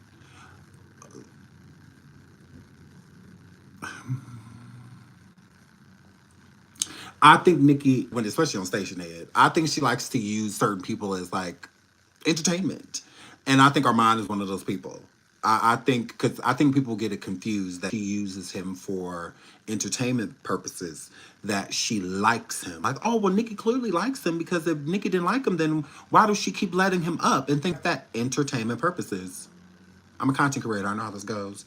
And Nicki on Station Head is content creating. Like, that's what she is doing. She's entertaining her people. Sit over there and rap. She don't. She'll play songs, but no, majority of the time, she's talking and she knows that, the drama is what keep it hot. The drama is what keep people, and I think that Nicki's back all the people she feels that, like, trolls her. I think Nicki feels like as many times people say like, oh, Armand loves Nicki, this and this and blah, blah, blah, blah, blah. No, I really think that the relationship is wishy-washy. One moment it feels like Armand likes Nicki, and then the next minute it feels like he's like shading her, and then he puts like other rappers like pedestals them to, get under her skin. And so I feel like people see that, and I don't think that they like it. So since they feel like it's like hot and cold, it's like the same thing with Gang. 1 minute Cardi and Armon are fine, and then the next minute you look up, there's like shade being thrown, stuff like that. So I think that people look at that energy as kind of like fake. So I think that in my eyes, Nicki looks at him as fake. Like, she don't look at him as like a fan. She don't. I think she thinks that he likes music, but when it comes to her, he don't like her. Like, that's the energy she feels. Because if she didn't feel that way, then why do she treat him like this? Like, why does she do it? She does it for a reason because she feels some type of way about him and the way it's good. And she thinks it's the same thing with him. I think she thinks in the public when they do speak that Armand, pushes an energy to where, like he like her and they cool. But I feel like Nicki reading through it. I think Nicki in her mind, she thinking like, yeah, nah, nigga. Like, I don't think she will ever like Armand. I think that she does the same thing she feels like to her. She thinks that he is nice nasty. And I think that that she reciprocates. Nice nasty, yeah, I can sit here and act like I like you too. I can sit here and act like, we don't have a problem and whatnot. Over there, like, playing his music, and stuff like that. That's her trolling him. Because he'll do the same thing. Like, he'll sit on Station Head and play her songs, and whatnot. But then in the same breath, he will say something that's discouraging or shady towards her, or play her music at the beginning of his Station Hits or whatnot. But then, do a live that he, talking about Cardi B and kind of like praising her, stuff like that, like her ops, and stuff like that. So I think that she doesn't like the passive aggressive energy. So instead of saying it, I think that she wants to get like revenge, if you will. I think that that's where the trolling comes from. The trolling is, y'all gonna play in my face, I'm gonna play in y'all's. I really feel like that's where it comes from. She feels like Armand Milagro, Grams, and others have like played in her face. So she gonna play in y'all's. I think that's how she looks at it. In my opinion. I think that that's how she do. Like, she'll let him over there again right now. She can go live on Station right now and she'll still have him come right back over. Because she continue to play in his face. Like, it's never going to be like them being cool. She don't want to be cool with Armand. And I don't think she wants to be cool with Malaga Grams either. I don't think she likes either party. Because of how she treats them is where I get it from. Not because she told me. You can tell. Do you see how easy it was for her to go in on Armand? So that means that she was holding back. That means she been wanting to say this stuff. She been, everything she just said about him and was coming for him, she been felt that way. Because he didn't say anything for her to feel like that. Nothing. She said that 12 of his songs flopped. She said that his music was trash. He didn't say nothing disrespectful towards her or her music. He did not. It was the second insult about his music that made him say that, Big Difference was supposed to be a hit. He didn't say nothing about her music prior to her saying it about him. Honestly, I think Armon enjoyed some way. I really don't. I don't. I think Armon would rather have a decent rapport with her. I don't think he wants to be for her. I don't think so. What's the point of doing content on female rappers on a day-to-day basis if all of them hate you? No, I don't feel like he's taking this like hard or anything like that. But you got Cardi on one side of the internet threatening him. Then you got Nicki on the other side of the internet trolling him. So what's the point of it? Everybody hates you. Like, yeah. I mean, but when people call, if Nicki at me, even whether she liked me or not, I would still go over there. I still would. But I'm really gonna like pay her dust. Like if she treated me like that, because I would get the message. I can take a hint. You don't have to keep hitting the head for me to know you hit me in my head. So yeah, I'm not going to,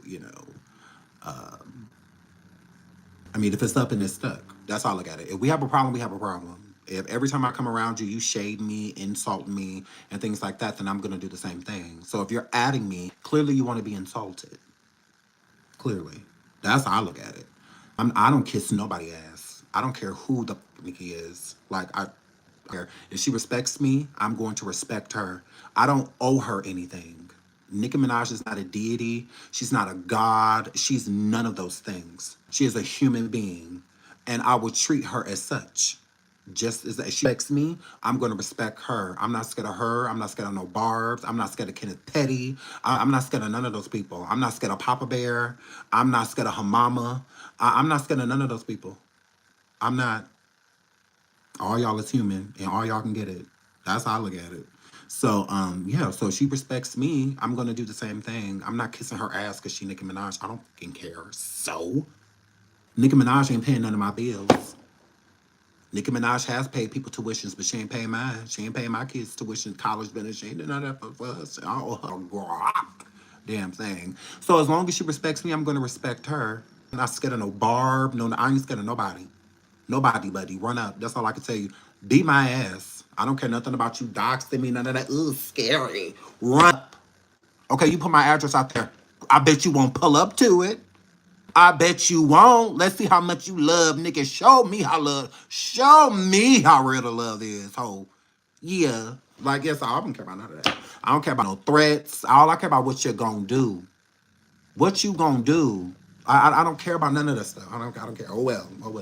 It's falling on deaf ears. I don't care. Do it. Do it. Show me how much you love her. Die for her. Get popped for her. Get beat up for her. Like, let's see. So that's how I feel. So as long as she respects me, I will respect her. But you're not going to respect me and think you're going to get respect back because you're Nicki Minaj. So I love Rihanna down. As long as she respects me, I'm going to respect her. But if she disrespect me, then all of a sudden she's an immigrant. She swam over here. Her kids can vote and she can't. Like, yeah, I'm going in. I love the gotta be a, but let Beyonce disrespect me. Her husband looked like a camel. Solange was the better singer. Like, I'm going in. It's that simple. That's it. Because she's a human being to me. Like, I don't care. I don't care. I've done way more support for her. I put way more money in her pocket. I helped her become a multi-millionaire, close to billionaire. Me, bought all of her albums, merch, movies, me. Same thing go for Rihanna. So if anything, Rihanna owe me. I don't owe her anything. If anything, Nicki Minaj will owe me. I don't owe her anything. She ain't done nothing for me. Nothing. I've done way more for her. Girl, please. I bought Papa Bear them clothes. Like, girl, that's how I look at it, girl. Expensive as them gag tickets was, girl, please. So it's like, if anything, we're owed. We don't owe them nothing. We don't owe them our girl damn thing. So, yeah. As long as you respect me, I'm respect you. That's it. Yeah. So that's just how I feel, you know. But I love me some Nicki Minaj. That is my girl. I love her. So as long as she keep it cute, I'm gonna keep it cute too. I'm gonna keep it cute too. I don't have no reason to disrespect her, and she don't have no reason to disrespect me. So if it goes there, then go there. That's what I don't understand by like Armon and Milagro and other people like that. Like I'm like, why do y'all let her come at y'all like that? Like I'm just like, y'all are better than me, honey. Because I'm telling you, the bars will be looking for me, and I'll be right outside. I'll be right outside. That's all I can tell you. I'll be right outside. Yeah, you put my address up. Guess what? I'm standing in front of it. Where are you? That's what we don't know. Where are you, Barb? You know, where are you, Beehive? Where are you, Navy? Where are you, the Navy? I don't see y'all coming out of no water, out of no sewers or nothing like. Where y'all at? Where y'all at? Where y'all at? Where y'all at? Where y'all at? So, you know, Rihanna didn't keep it cute. She popped off, so I did too. Like it is what it is. You know, as much as I love her, respect me because I'm gonna respect you immediately. So that's all. I don't feel like I was being disrespectful, even if he's been disrespectful in the past. You know, so I just don't get why they just don't let her have it. I don't get it because I would have been, girl. Like, girl. La, la, la, la, la, la, la, la, la. So y'all know me, idiot. No sense. None. None. As intelligent as y'all be trying to make me. Hey, you pop off with me, it go down. I don't give a who you are. Like, I do not care. I'm laying into you. I'm going to give the people something to talk about in my girl. I'm going to make her chat go so damn fast. Like, girl, because I'm a lay in. Like, yeah, you keep it cute, I'm keep it cute. Like, there's no reason for me to come over here. I mean, this is Nicki Minaj, the legend, Queen Nicki, girl. Like, you know, and that's how I'm going to treat her. But you're not about to treat me like no peasants because I keep wet wipes too. Yeah, Nicki, I got some wet wipes to you. Like, what you talking about? You did not buy the last wet wipes because I'm bum trying to touch you ill. So, yeah, because sometimes you can have a whole bunch of money and all of this stuff, but no class, but none at all, just like zero class.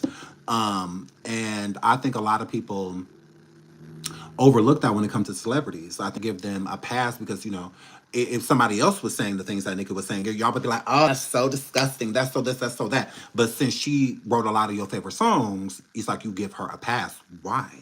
She's still a human being. Like, she's not a deity. We don't expect perfection. I don't expect Nicki to be perfect. I don't expect that. Not at all. But if she gets to jump off of her throne, why? She ain't the only queen. You a queen too. Like, Armon is a black king, just like she a black queen. Like, if she can step off of her throne and go dummy, you step off of yours too. Absolutely. She is a human being, not a deity. I think a lot of people overlook that because celebrity is thrown on there. I don't care. Like, at all. You better ask how you are. You better ask how you are. Yeah, I don't care. I will let you have it. I sure will. But if you keep it cute, I'm gonna keep it cute. You know, period. I love me some Nicki. She invite me over, be like, hey, come over, we gonna kick it. We gonna have a good time, talk, you know, dash, raw. But if she pop off, I am too. I will waste none. It will be nothing to consider. It's not nothing that I'm thinking about. I'm not gonna think like, oh, I have so much of her music in my phone. Oh well. She can play it in the background while I cuss her out, as far as I'm concerned. Because, oh, you're going to get it, sweet. So, yeah, you might want to bring your barbs, your best gaggers up here, girl. Because it goes down. It sure do. It sure do, girl. Because I'm willing to go wherever she want to go. They could come up there with that, oh, he allegedly married to 2 white men and all of that. They ain't raped nobody. Let's not talk about her husband.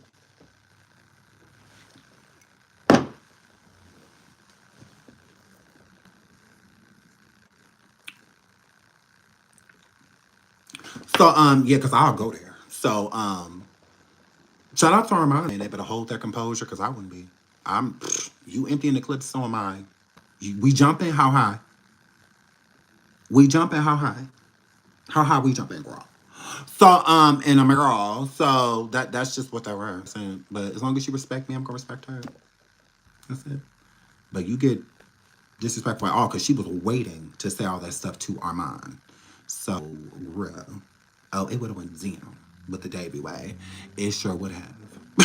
It sure would have. Like, it would have went Zeno. It went down. Nicki know who to play with.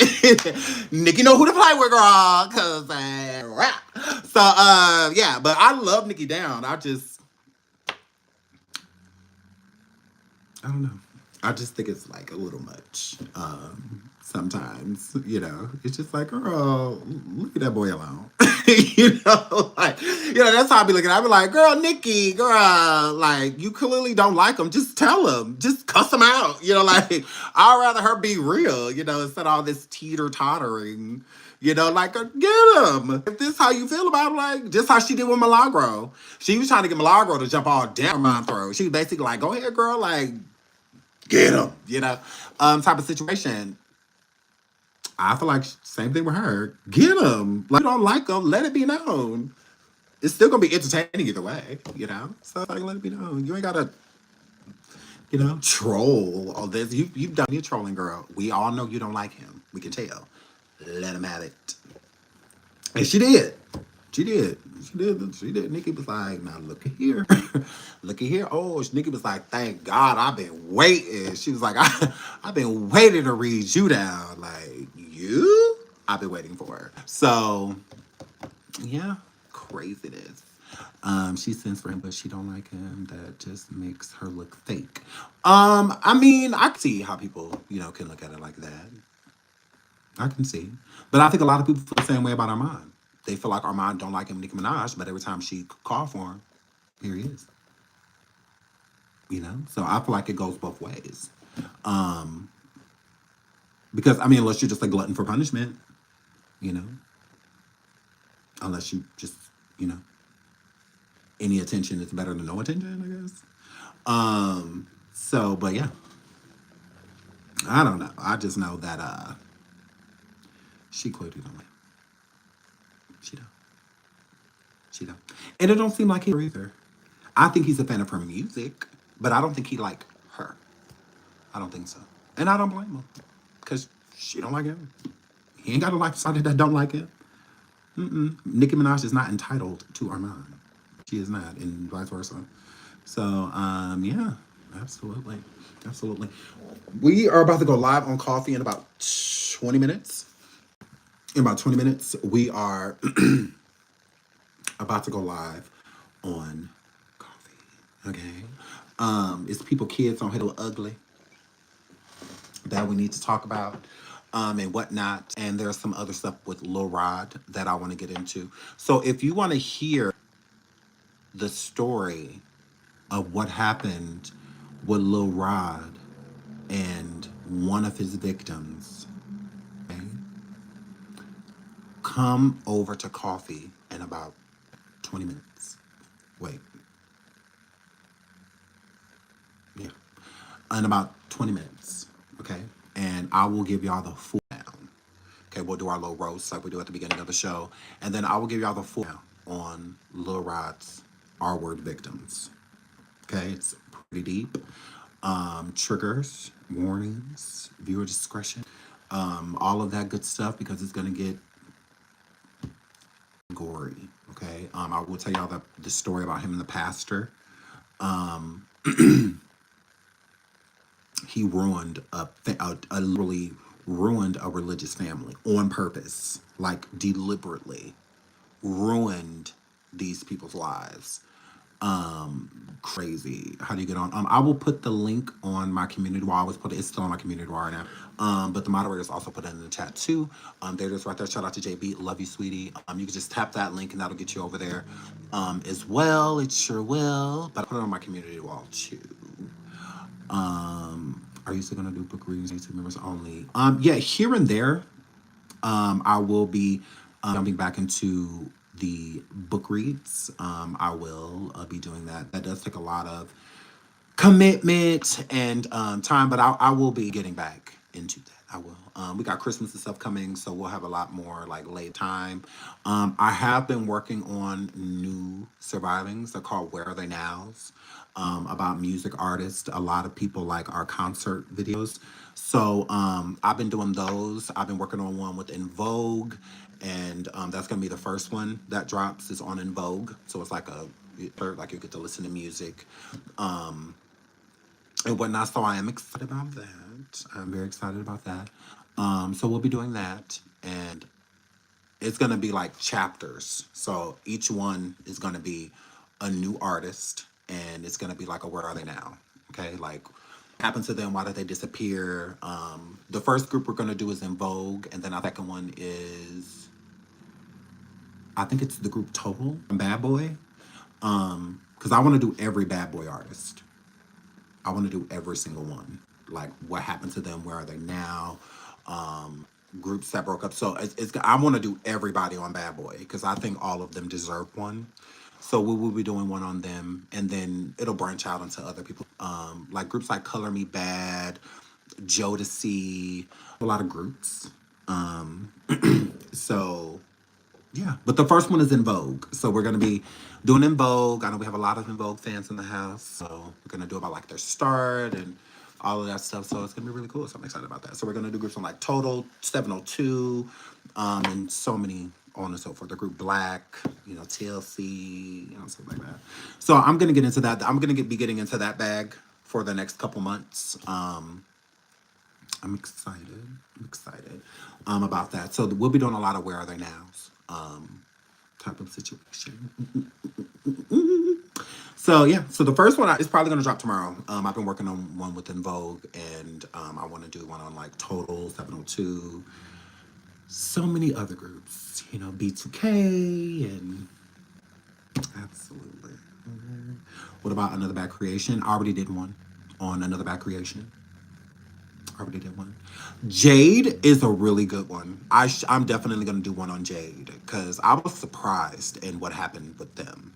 It's kind of a sad story, and what happened with them. But one thing I've noticed about all of these artists, they were all robbed. All of them.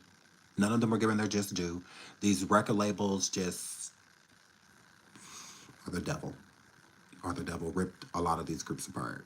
So that's really what it falls back to, management and record labels, to why a lot of these groups didn't work out. But we're going to get into all of that stuff. So I'm excited. But we'll be dropping In Vogue tomorrow. Because In Vogue has a few albums and whatnot. So it makes the story a little longer. A lot of artists like one album. So it would be a short story. Brownstone, 2 albums. So that'll be a short story too. But I don't mind doing them though. I don't mind. They are not Janis Joplin. For what? Janis Joplin, girl. I mean, I guess.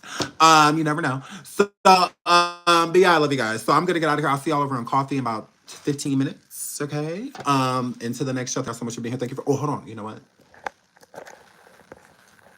You know what? Shout out to. Lord. Shout out to Live More for the cash app. Thank you so much. I love you, sweetheart. I love you guys. I will see you over on coffee. Give me about 15 minutes. And yeah, until the next show. Bye. Lord.